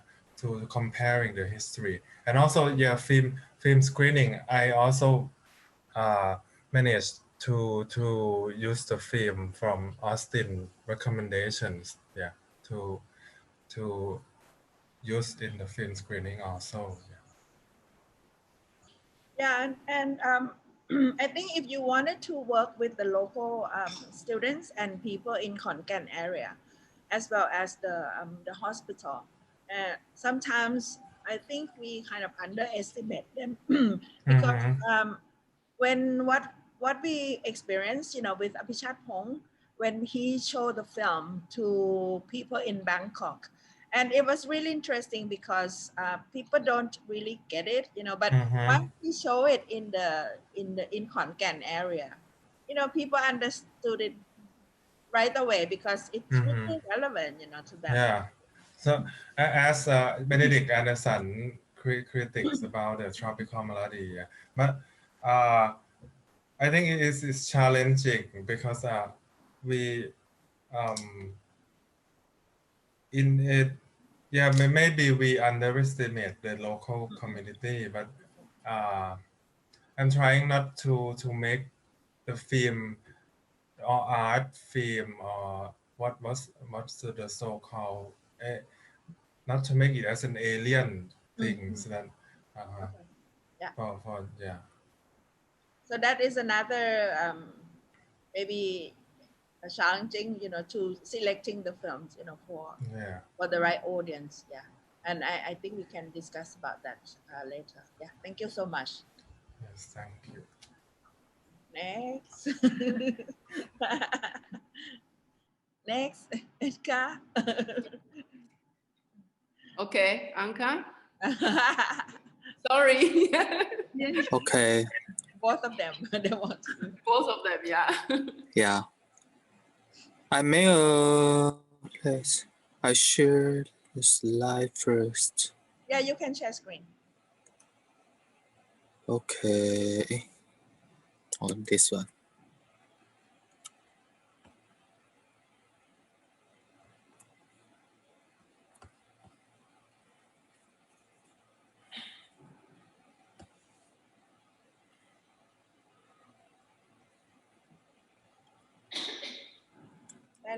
Yeah, you can do it. Okay.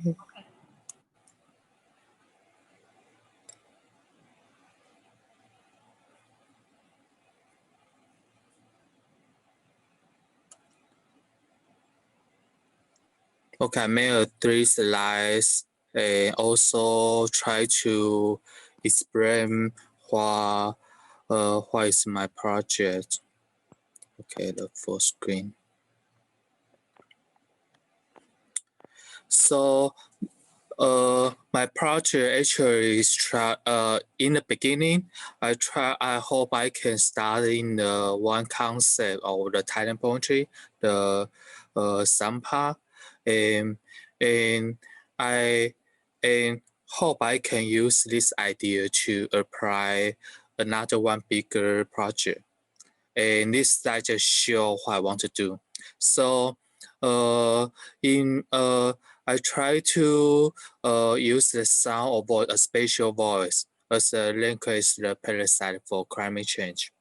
So in these 5 years, many linguist paper they shows the voice sound actually is the interact with the geography, interact with the climate change.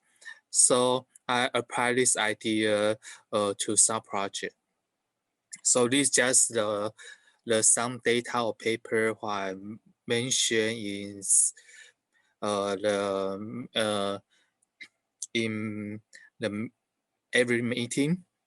So my idea is hope I can apply the tonal feature in linguistic feature to a sound project.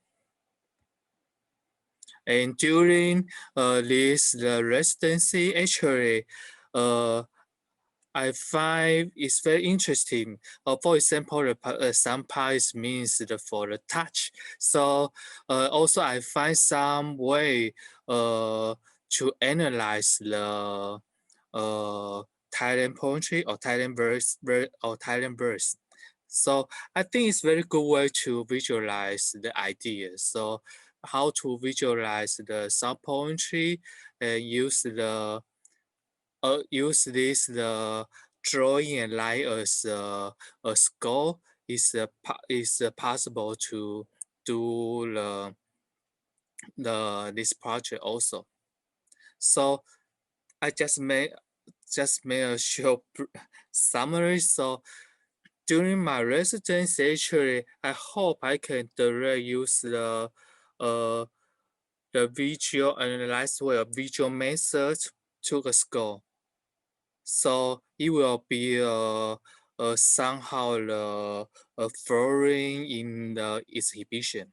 So also it also can be a performance in the exhibition because it's just one way. Another one's goal is just the spa, like a dancing game. So it's possible to the rest use the visual score to make interact with the audience.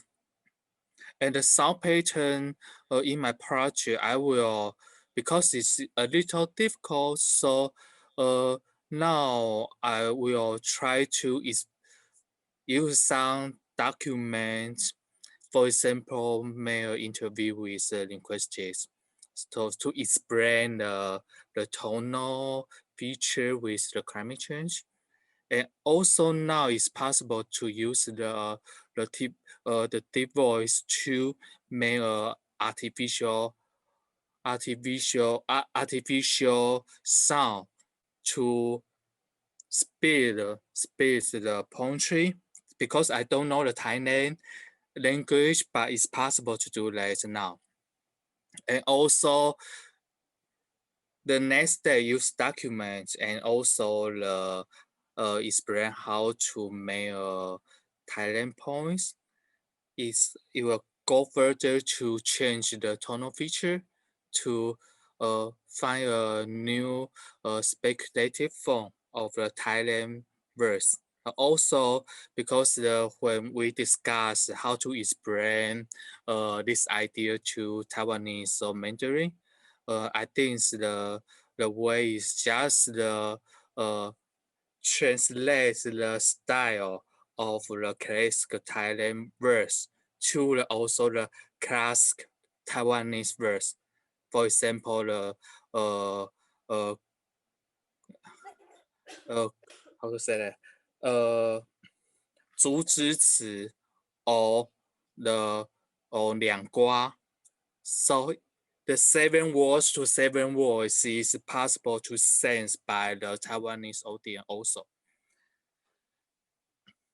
And somehow I hope this project can go further develop kind of the tone futurism. It's very, not the race refer to the meaning, but the race refer to the sound, to the voice, and bring the voice back to the sound art.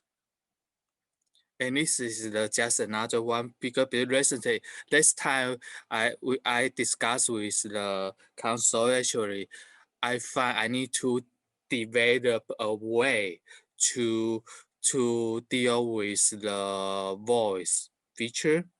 And also it's from the first slide. Now we know the difference, the voice pattern also can create some kind of sensational symbolism.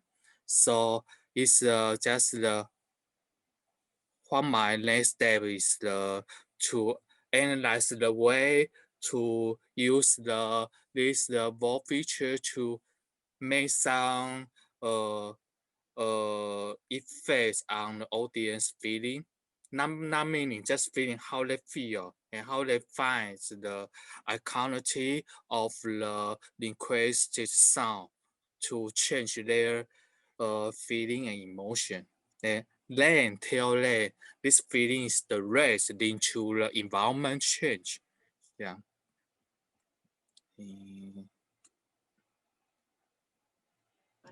Okay. And this slide is not so. And what I mentioned earlier is the score, the body score, the performance I still work on, but because the during my residency, the online part is important, but I also try to find some Thailand material from Taiwan. For example, I find this books in Taiwan library. Actually, it's written by a German scholar. Actually, it's based in Bangkok, but yeah, it's actually it's a very old the corners wonk. is a famous German scholar study in Thailand literature. So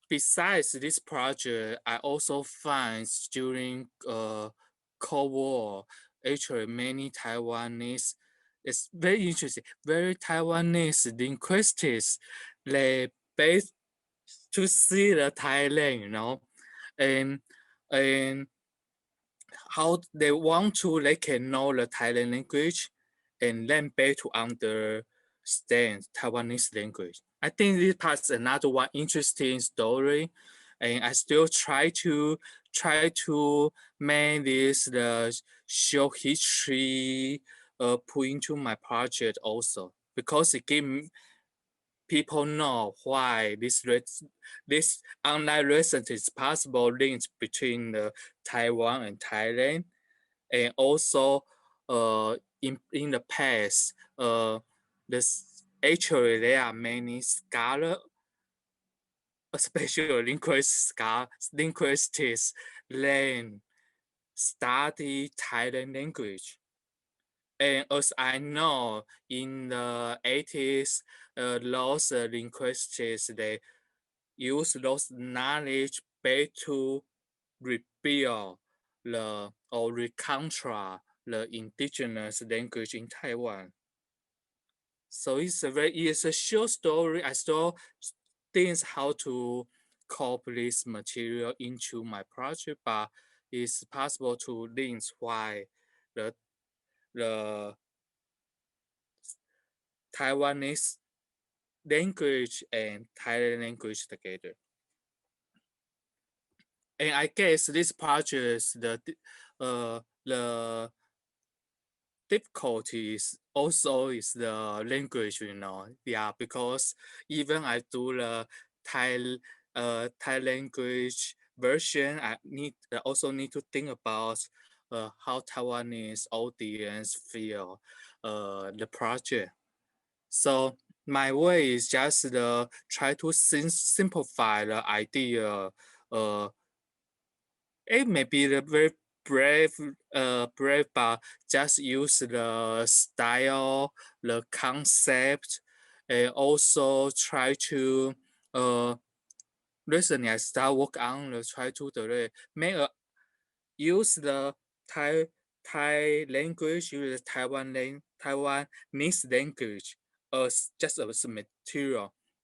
So the project will try to make artificial material. So later we use the sound system and the voice system to make a possible future, because later we will meet similar climate change problem. So the tonal feature will meet the same or not the same, use the scholar use the documents to show that. Yeah. And let me see other questions.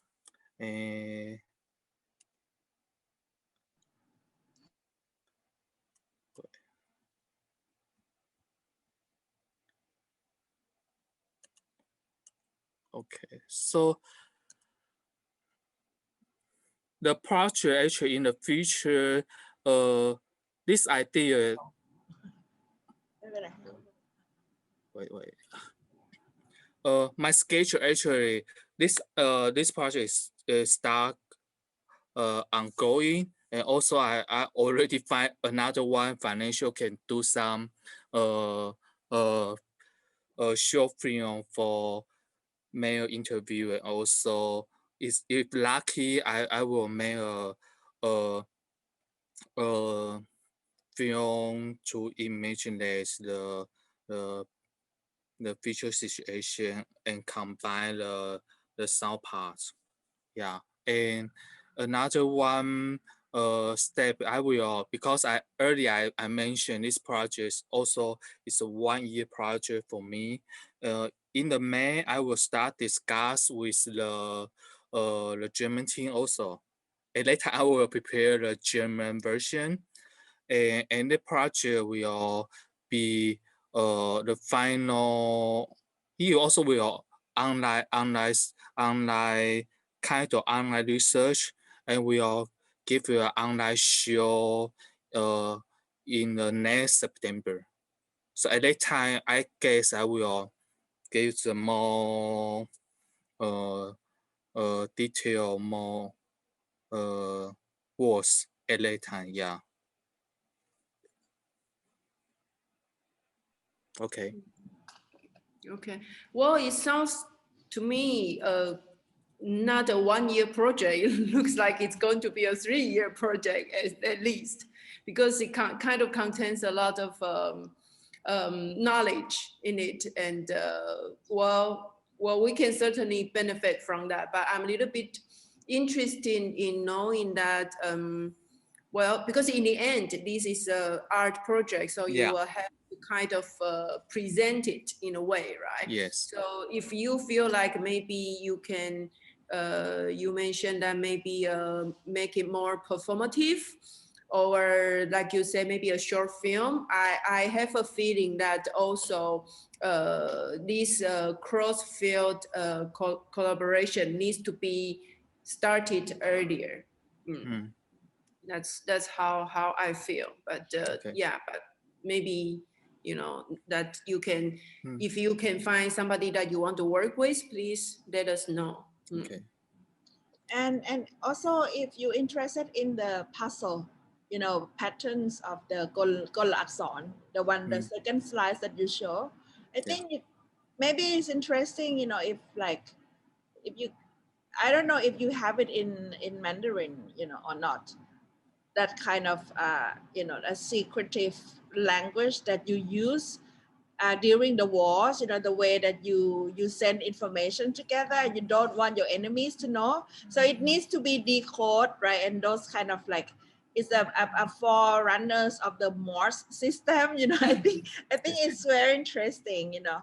Maybe you can do more research on that. Like, I would imagine that in every language you would have that kind of the secretive kind of puzzle language that you don't want other people to know, right? Because some of them they also use in the war, you know, like in that kind of battles, to send information. But I think it is really interesting, you know, and also highly challenged, you know, because linguistic is beyond, you know, it's really beyond.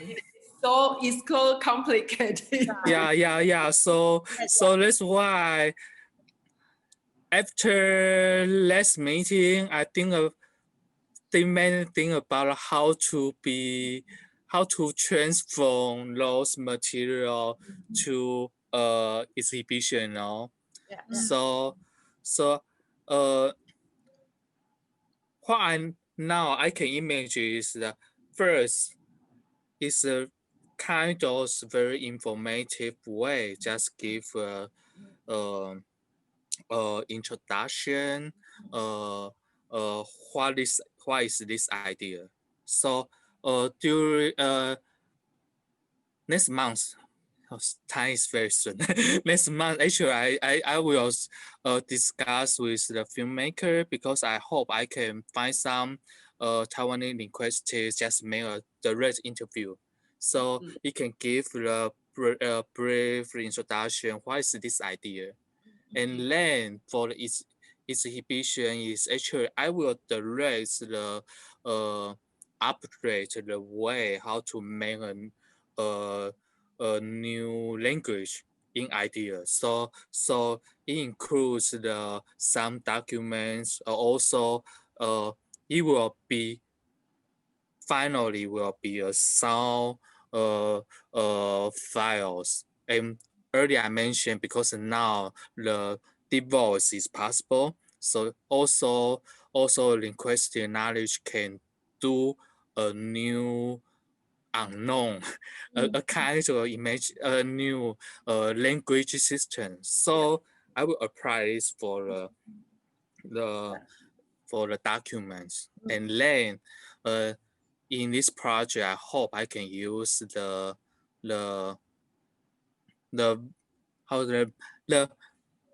visual part of the analyze method. It's very, very interesting, because I think it's very directly direct and have an impact on the audience. So in the exhibition, actually you will kind of the paper wall, also the flooring, and then Thailand have the touch, the idea, the surprise. The rest tell me, if lucky, maybe it's just a performance. We can find people that interact with the less symbol. Actually, it's a score, so we can make some interact the performance. Yeah, and Taiwanese parts will more difficult because need to transfer to the Taiwanese version, but the problem just mean the second part. So second part I just still considering I need to direct translate it or make a Taiwanese version.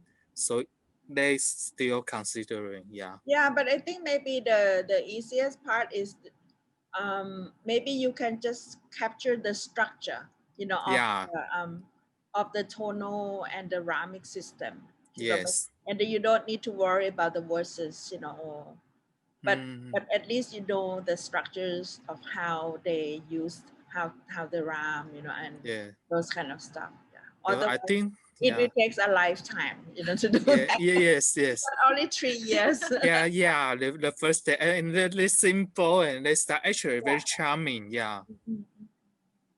But we can, if you need a Thai linguistics, I think there should be a kind of like a big communities, of people from Thailand and Taiwan who study on this, because I know that last time I was in Kaohsiung, and I have a feeling that Taiwan also wanted to connect with other countries in the region through the linguistic, so this kind of like connection between Australasia or those kind of stuff, maybe it's so interesting to explore. Thank you. Thank you. Good. Yeah. Next. Okay. จะกลับบ้านแล้ว อย่าอยู่ว่าฉันล่ะ so Chulayarnnon at home. Okay, hello, I'm Chulayarnnon. Thank you for Hong Gah Museum and Jim Thompson to select me as a part of this online residency. And my project is about Japanese culture, like in Asia from the World War II until now. And I will explore the Japanese culture in film and also how Japanese culture affect on the people. So I would like to share my proposal.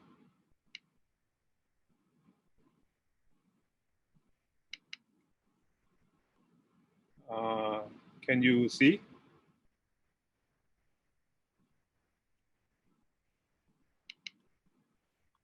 Okay, so this is the structure of my research.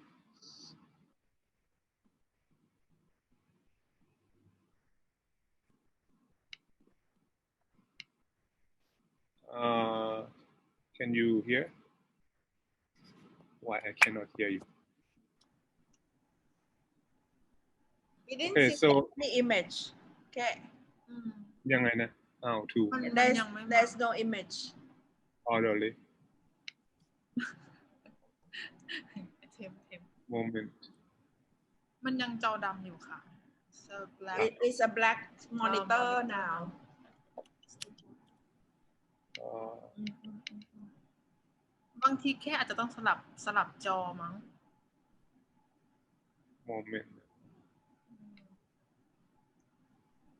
Uh, เอาใหม่ลองใหม่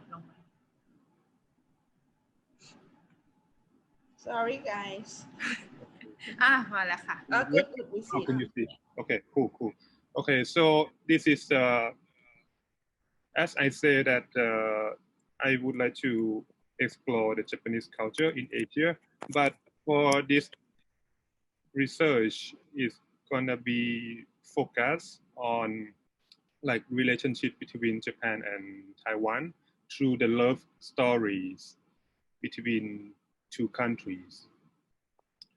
So as a Thai, so I would like to share some of the relationship between Thailand and Japan. Like I found the relationship between Thailand and Japan during the Cold War, like in 1972, is like the political movement from Thai students to against Japanese product.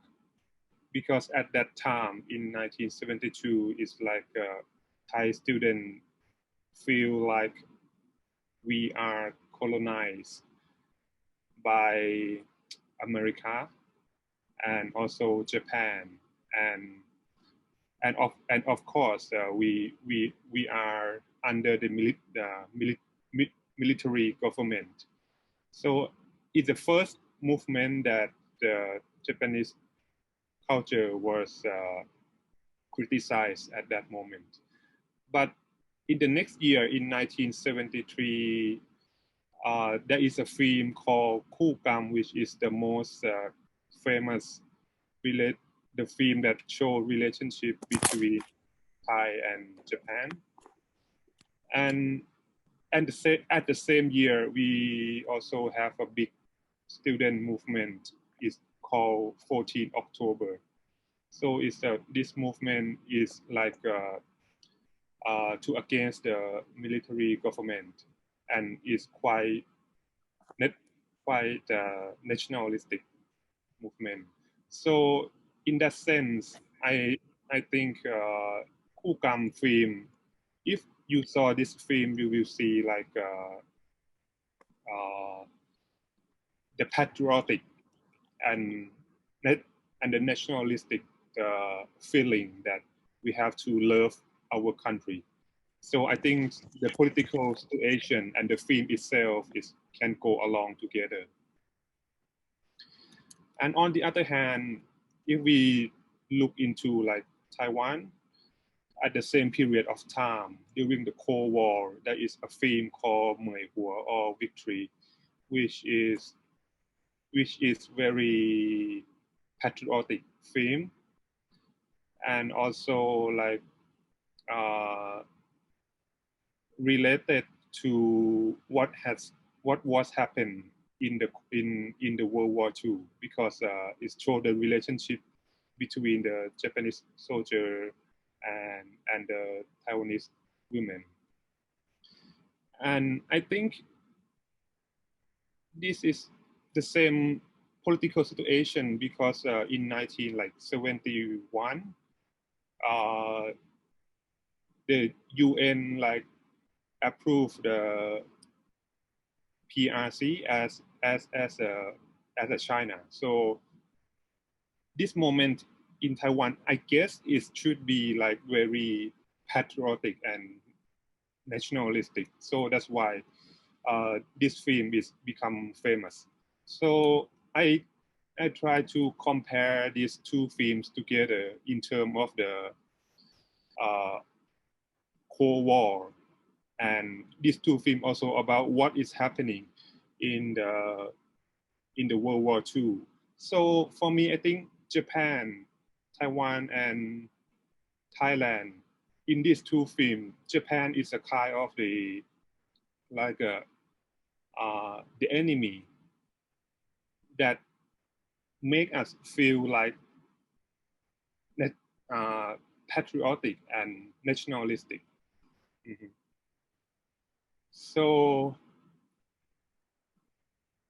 I will skip to the current situation between Japan, Taiwan, and Thailand. in terms of the when the political situation is changed and Japan has more soft power through the culture like J-pop or like pop idol, and like I would like to relate it to like Japan Foundation that was founded in 1970s and was found in many countries in Asia. So I think this kind of the soft power that changed the position or the perception of the Japanese culture from like colonizing the other country to friendly relationship. So I would like to compare these two themes, which is Mom Thinks I'm Crazy to Marry a Japanese Guy in 2017, which a co-production between Japan and Taiwan. And the story is a love story between like Taiwanese woman and a Japanese man who met online and get married. And Thai film is a Brother of the Year that is a love story between Thai woman and a Japanese boss.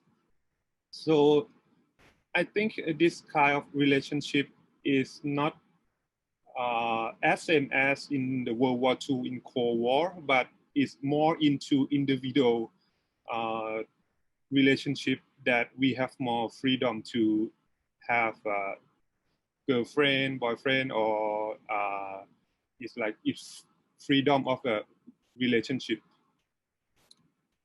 So yeah, finally I get this kind of connection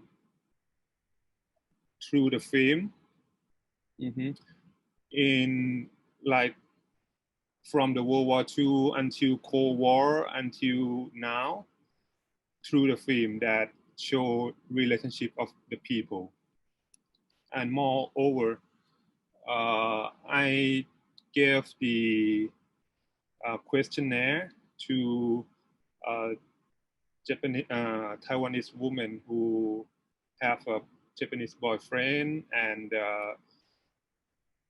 Japanese husband, and I asked this question to them, and what I got is like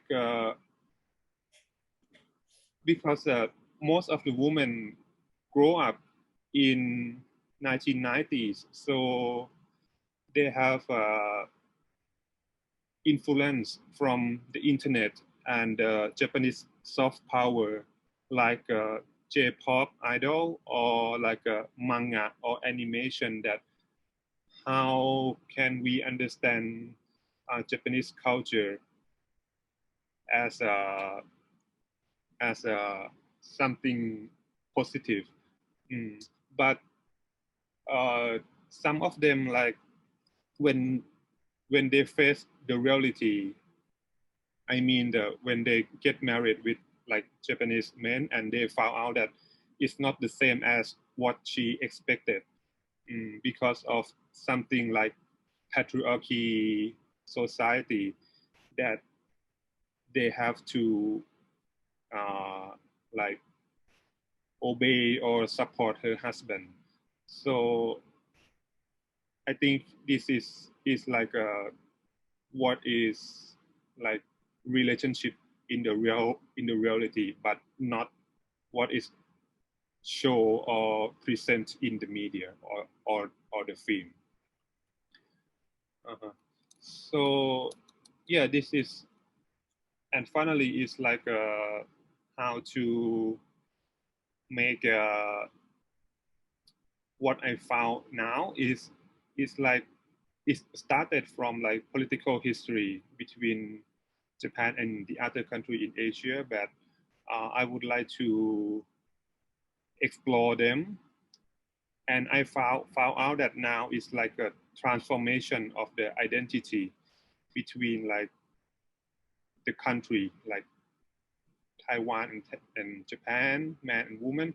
And finally, I found out that there is no absolute truth or there is no authentic Japanese culture because of the culture was expanded and blend into the other culture in Asia. So I think this is the kind of the what is facing now or what is happening now. And for the second question, for the challenge of what I found is like I think the most challenging things that I found is like the barrier of the researching on the film, because most of the film is we cannot find it online, and we have to find some channel to see the film. Yeah, and if I can find some channel, but we have to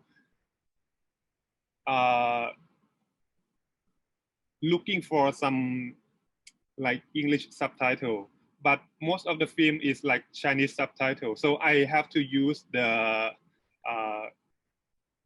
Google Translate, but it's like a photo Google Translate to take a photo of the subtitle and change into English one by one. So it's quite take a lot of time for me to understand the film. So yeah, it's and I would like to thank the Yenyi, the expert and the curator that support me a lot about the academic research, and also her experience from curation the exhibition about love. And she suggests me to know more about the application that people from Japan and Taiwan can meet easily through the application. So I think, yeah, I think it's what happening now that our body was transformed into like digital information, and we have more freedom to meet each others now. So what the thing is more challenging is like okay, we from my research is quite a big research in terms of the in terms of the time that the time frame of the research. So I got a lot of the information. So but I have to analyze those information and focus on what I want to focus. So the otherwise the information is too much for me. So this is what is the challenging me now. Yeah.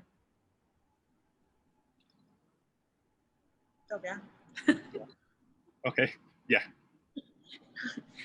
You know what? I think it was really interesting to hear, and I about these language barriers, and also how to get the information of the films, right? Because we always, I think for us, you know, when we work with these Western kind of institutions, you know, it's quite easy to get the films or information online, right? But for Southeast Asia or in Asian countries, not only we could not find the films, you know, online, but even though we found it, you know, we still could not understand because of this language problem.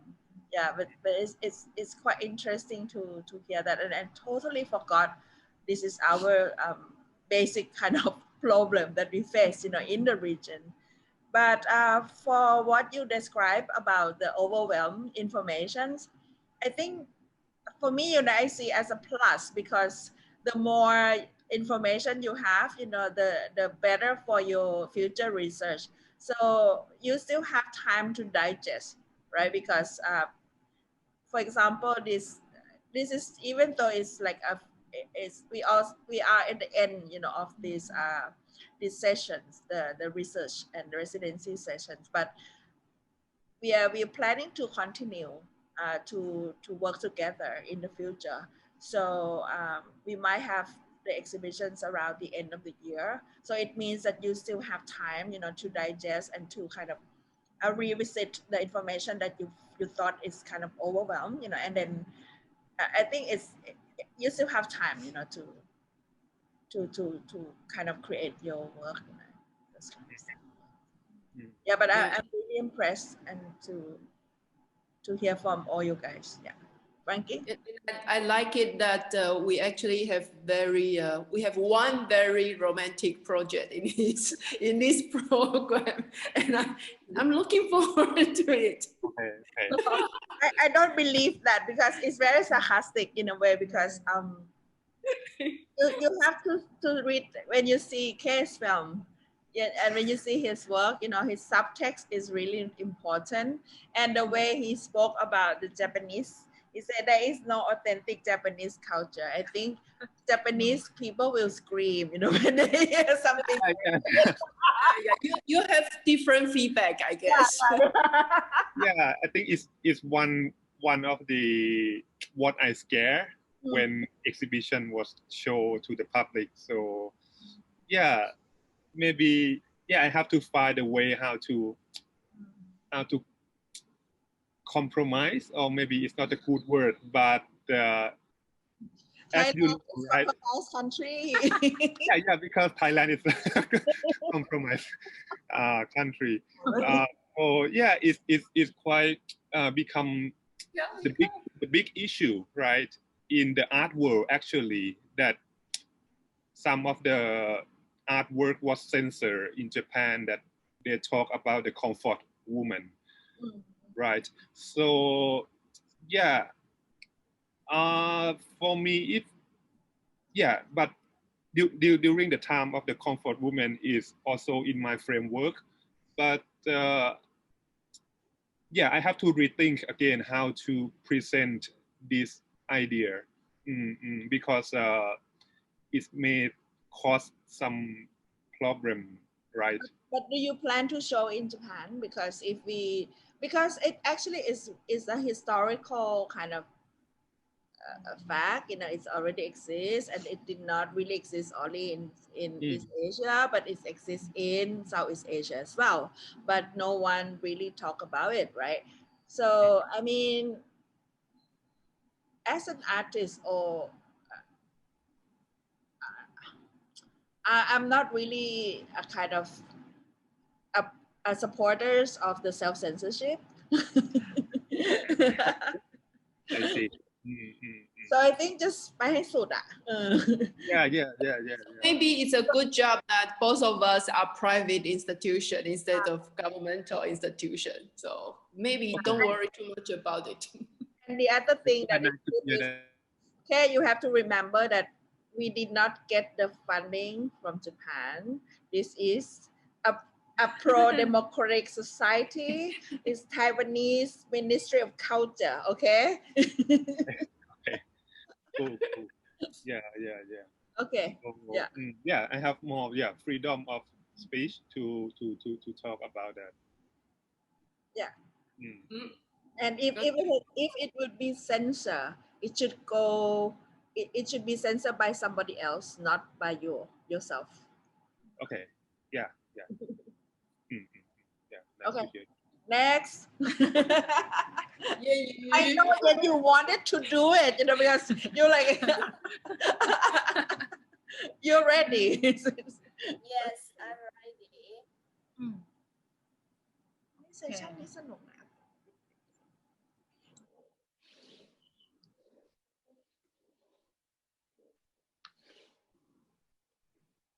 Okay.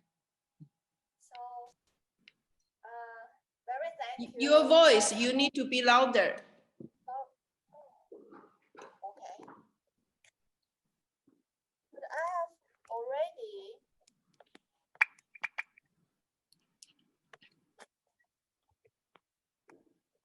strawberry okay for everyone? Still, Okay. We can't hear no, you. not really. Not really.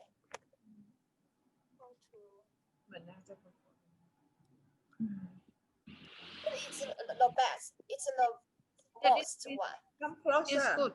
Maybe you have to be closer. Closer. like this. Ah, okay.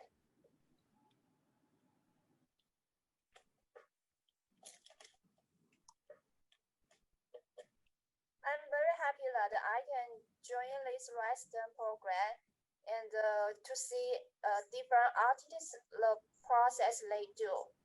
And what I do is about the two houses that I interesting from Thailand and Taiwan in my hometown Hsinchu. And there are the river nearby these two houses.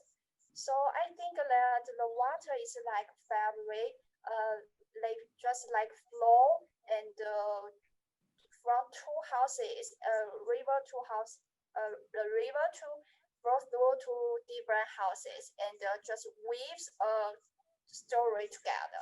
So that's what I try to do because in my experience, last experience and other resident experience, I always just go in there and to do something to feel the environment. But right now, online, I can do nothing more. I just can research and from the internet. So I think that if I do something nearby, just like what I live, and another one, and maybe I can find the basic or similar points together. So the first house is this one is about the history from the third oldest department store in Taiwan. The owner, Shi Dan-Wu, he opened Xinzhou Ya. It's a department store in 1934 in Hsinchu. And he also, after war, operated a medicine brew inside this store. The second house is about the relation of silk business in Thailand. It's Jim Thompson. He completely his very special clone house. It's in 1959 in Bangkok.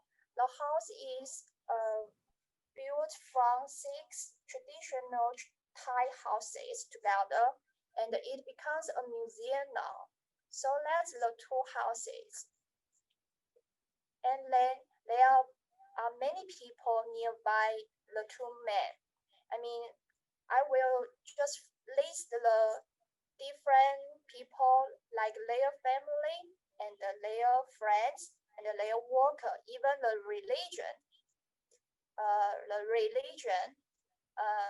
Because I understand it's something very different from Taiwan and Thailand. So I just list many people. They will be a characters. Then I try to do something like an art installation from these string puppies. I call these string puppies because my professional is textile, and I do a lot of thing about wrapping. It's a technique to wrap like a fabric sculpture. So I do this for this different character together, and there is a very a spotlight from the ceiling, and then they can to slide the puppy's shadow from here on the wall. It's the art installation for just an exhibition I had done before. And then I try to challenge you to do a performance. It's the same one. The art exhibition installation just here, but there will be a very long fabric as a screen, and the audience will be just lay here to sit down, and the ceiling, the spotlight from ceiling closed, and only one light. It can move and do in and do out to for this puppy for the shadow. So then I can performance the shadow with this story. And I also will want to try to do some soundtracks from recording or remix together for this performance. This is my last project as an example for this idea what I do. They are very like string puppy, very thin thread here, and I will wrap the fabric to a figure body, and then they will hanging on the air and with their shadow from the spotlight. So it's the structure about my project. And right now I had just finished the step 1 and step 2. So I continue go step 3 to step 4. Okay, so thank you everyone.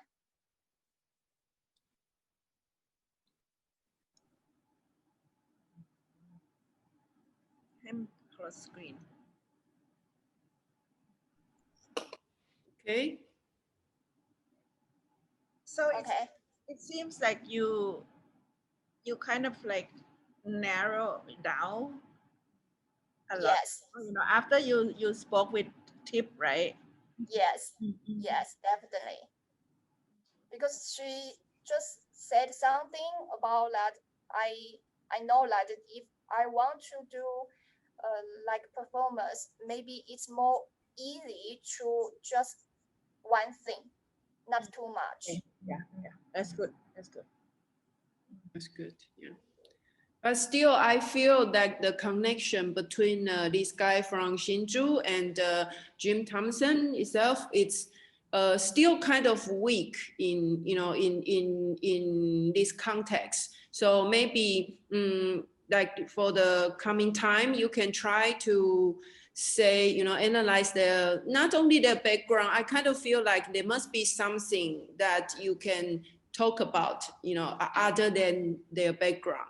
So maybe, you should spend some time finding that. Okay. Just because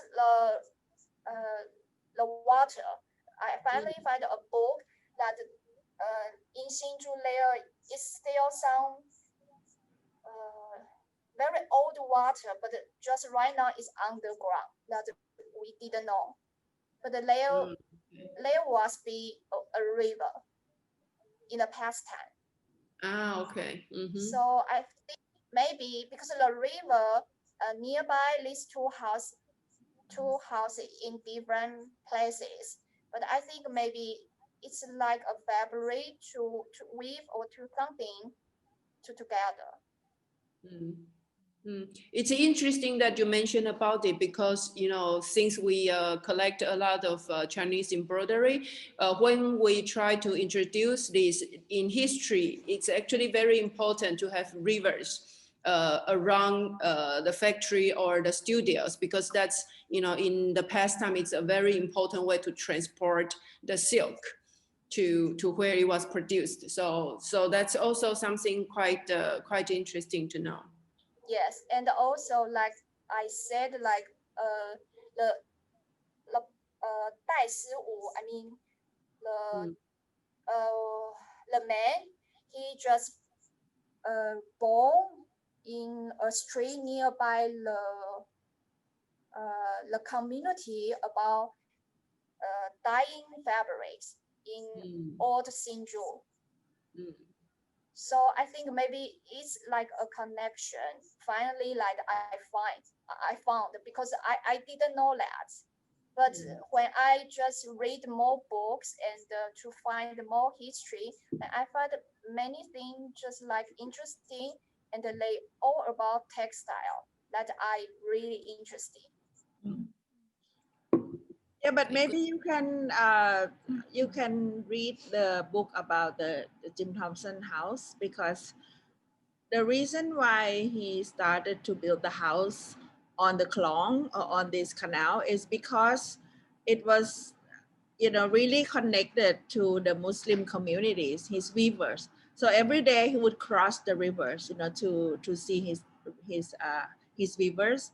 So they did like both dyeing the fabrics and as well as weaving the fabrics. You know, so this is the reason why the house located here. And I think maybe you can also connect with the commercialization or the entrepreneurship kind of aspect, because when Jim Thompson started his silk business, you know, it's really about like kind of helping the communities, you know, to revive this, not only reviving the silk business, but like kind of like more supporting the community, you know, to earn income within their own area, you know, because he did not really like the ideas of people go out and also, you know, work in the industry. So this is really much about promoting the cottage, his industry, you know, especially with this silk.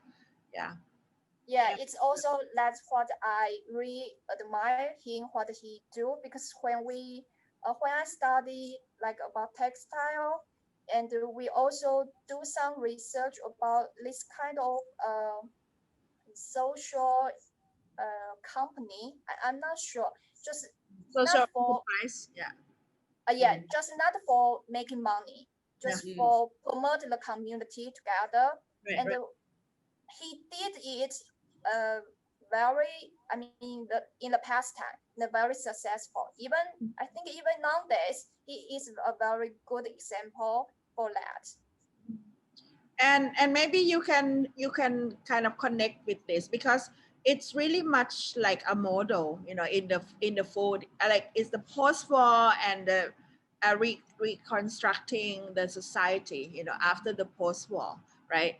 40s and 50s, yeah. But I would like to maybe we can talk later, because I'm not really sure where his idea come from. You know, did it got funding from the government, you know, or he initiated by himself, you know, with his own family's money, you know. So because for Jim Thompson, it's also like, you know, it's part of this idealist kind of ideas of American after the war, you know, came and helped building up, like, you know, Thailand after the war, yeah. Yeah, especially he is a foreigner, not local people. So I think about even the language he need to learn, but I read the book, he didn't not too much about speak Thai language. He has a translator. Yeah. So I think, yeah, he did it very well. I mean, even he didn't speak the local language, he also do to promote the community and I think the community from the community, the people, the family all become rich. Some of them are still our shareholders of the company. Yeah. So I really surprised. Okay, yeah. So that's you can do more research on that. I think I agree about the connections between these two cities and two people, you know. But I mean, it's your job, you know, to kind of bring it together. Yeah, so that's what not only art installation, then I just think about why do I just do a performance? If I do a performance, then I can tell more story, a small part of story, than to show different things from these two men. Because they do not the same, but I feel they do the similar for the local public. Okay. Okay. I think my third question is about the plans for the futures and how would they develop the works and the research into art. And I have a feeling that everyone's already answered these questions, you know, but now I would like to open up for everyone to ask each other's questions, or if you have any kind of comments, you know, on this residency program, you can let us know. Maybe any one of you feel like, you know, anything specifically that you will need or you want to know or you need support from, you know, in terms of your future project, say maybe very near, like next year or the year after. Anyone? Okay. Yeah, as I plan is like expanded research is not between like Japan and Taiwan, but it's gonna be like expanded to the other countries in Southeast Asia, like the relationship between Japan and Indonesia, Japan and Philippines, and Japan and Vietnam. So yeah, maybe it's not related to Taiwan, but if you know some expert about this kind of relationship in these three countries, like you can let me know. Because and finally I will collect all the information and turn into the artwork that show relationship between Japan and Asia, and it's not only Japan and Taiwan. So this research is like a part of the big project for me. Yeah, so yeah, I think it's quite hard work to do the research and make the artwork within 1 year for me, but I think it should be in time. So if you know any expert or anyone you think is fit in, so you can suggest me. I guess we can maybe try to find somebody that specializes in culture study, something like that. Maybe that would be more possible. Yeah. Okay. Yeah. I think so. Yeah, Kridpuj. Yes. As I said that, but as you, both of you said that that the project will be presented in the end of next year, right? If the COVID-19 situation get better, so I think I want to screen the film in Taiwan also, and maybe I can come in person. And but do you want to screen it in like a hospital or medical institution as well? Yes, that should be not just only Taiwan or Hong Gah Museum. It can be like in school or hospital. Yeah, if we can. Wow, big challenge now. I think you have to find the doctors, curators, or doctors. Yes. We need doctor friends, because in Thailand we have a lot of doctors and pharmacists, film lovers. So that's why what Kridpuj talked about was one of the doctor from Phuket. You know, he ran a small hospital in the island. Oh, we should talk about this with Ting-Ting because Dr. Nin, he runs a small Yeah. More Cafe. Yeah. no, he ran a small hospital in Koh Yao. Yeah, island. Yeah, I totally forgot about this. Yeah. You should also. Well, we work with some doctor in terms of our community project, community art project locally in Bangkok. So we do know some doctors in Bangkok. So let's see what we can do. We just want to show the films. Yeah. Nice. What else? Anka or you have anything particularly you need? Yeah. I just wait for the silk fabrics and the threads if I can do something. But right now, I have to I just my grand aunt she gave me some old clothes that she can wear, and maybe I can do it first. I mean, in part of in Hsinchu. And then when I see the fabric from Thailand, and I think I can try to do something. But the most experience I try to do first is to feel the environment. If I can just really go into the clone house and to smell the wood and to the incense entrance his collection, and maybe it will be more inspiration for what I do the February party. You know what? We can do the virtual tours with you in the house. But the problem now is I already have part of the fabric for you, and the other part I have to get from the factory, and now we have the farm tour. So everyone was super busy with the farm tour. So next month I will send everything to you, okay? Okay, very thank you. Sorry. Yes, it's not now, but I guess next March maybe I need some people give me some voice sample. Oh, we have one person in the audience. Yeah.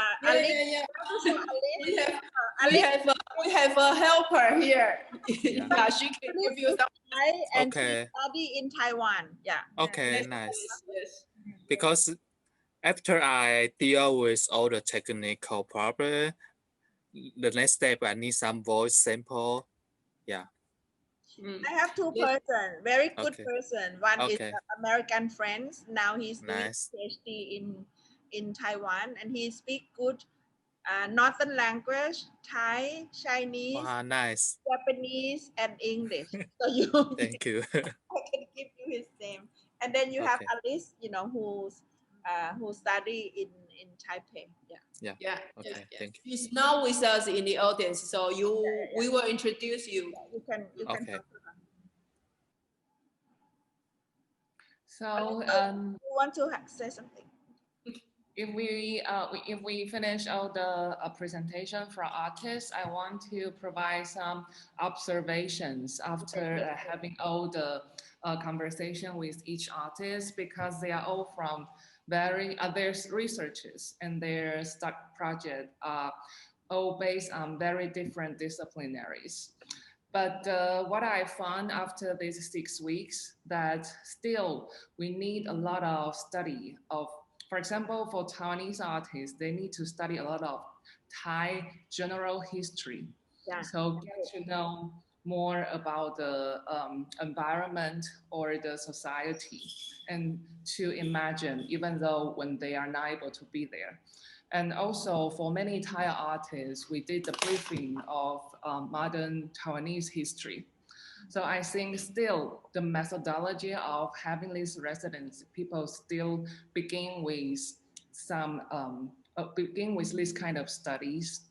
And I have a feeling that this is quite similar to a physical residency in this way. However, at the meantime, I feel that Just for example, just like what Ting-Ting mentioned, that because we are not able to physically be there, so we tend to research a lot of things online. And just like what Kay mentioned, he felt that he has too much information right now. It's a bit overwhelming. So I have the feeling that the point is not about how much information you can get, no matter you are physically there or not. It's about how you filter them, how you get to choose what you really need through all the things that you get. And it's also quite challenging for us to match the right person for artists. Yes. For example, in temp situation, I changed the expertise, or I introduced one more expertise after talking with him. So I think with this progress, the older artists will get to know more and more people from different countries, and they will get to start building their own network through this project. This is what I feel very positive about the whole exchange program. And one last thing that I would like to mention is that because Temp just mentioned, if the pandemic gets better, of course, we all hope that we can start travel maybe from next year. However, I also have the thought of if the limitation of travel become the new normal, become a new normal life to people from 2021 and beyond, then we have to think about the idea of all the contents. We, instead of having limited audiences, we are actually facing more audiences without the boundary of border. We are now having the audiences from all over the world online. So we have to also think about if we want to, how we want to present our work to people who are also not able to be here in Hong Gah or be there in Jim Thompson. Yeah. So I'm very happy to see that, for example, Ting-Ting started to build up the map that people from different corners of the world can also join.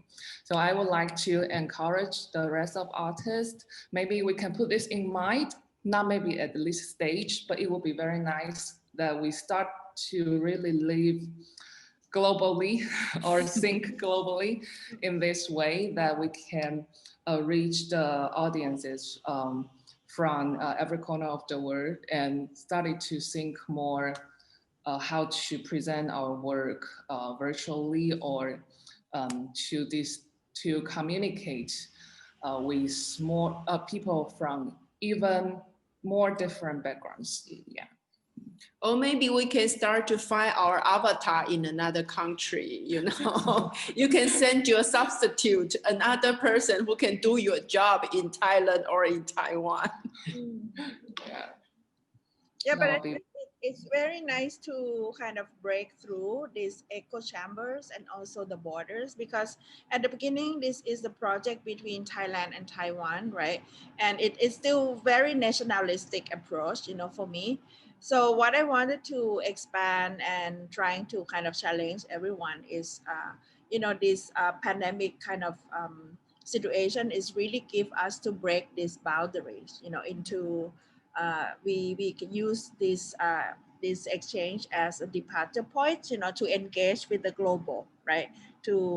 I saw some names, you know, of our friends in Philippines, you know, like Patrick Forrest, and you know, he kind of stopped by to see this. So I think this is very good chance for us, you know, to break in Thai. We would call the coconut shells, you know, which is we always use these metaphors of being a flock in coconut shells. So as Benedict Anderson says, that all flocks unite, we have nothing to lose but our coconut shell. So we are very happy to break this coconut shells and the echo chambers, that we just wanted to kind of be more transnational, you know, on this online exchange program. And I think you know, I would really like to thank everyone again, and Hong Gah Museum, you know, for your endlessly support, as well as the Ministry of Cultures of Taiwan, as well as the consultants that I did not mention in the first section. The second section that we got is from Dr. Chaijirarat Ponmuk from Chulayarnnon University, Yen Yi Lee for KS project, and Montatip Suksopa from Crescent Moon, Wandering Moons in Chiang Mai, and Sun Yi Cheng and Austin Chu for Temp, for Kridpuj, for your generous support, you know, and your time. And so I think for me, this is my wrap up session. So if you want to say something, you know, Frankie, you can. Well, like I say, it's very nice to have you all, and let's see what we can do next year. And I actually feel like, you know, after we've been through these 6 weeks, I guess maybe in the end we were all getting more used to this kind of communication. And then also when we think about artworks or exhibition, not only in like, you know, concrete physical space, like, you know, there are like a lot of other ways we can do. And I feel like breaking coconut shell is not a very bad idea for an exhibition title. Maybe. You already got the title down. Challenging the flocks or flocks. Yes, yes. So thank you all, really. Thank you. Yeah, and thanks everyone again. Okay, so have a great weekend. Yeah. Yes. Thank you. Bye bye. See you. See you soon.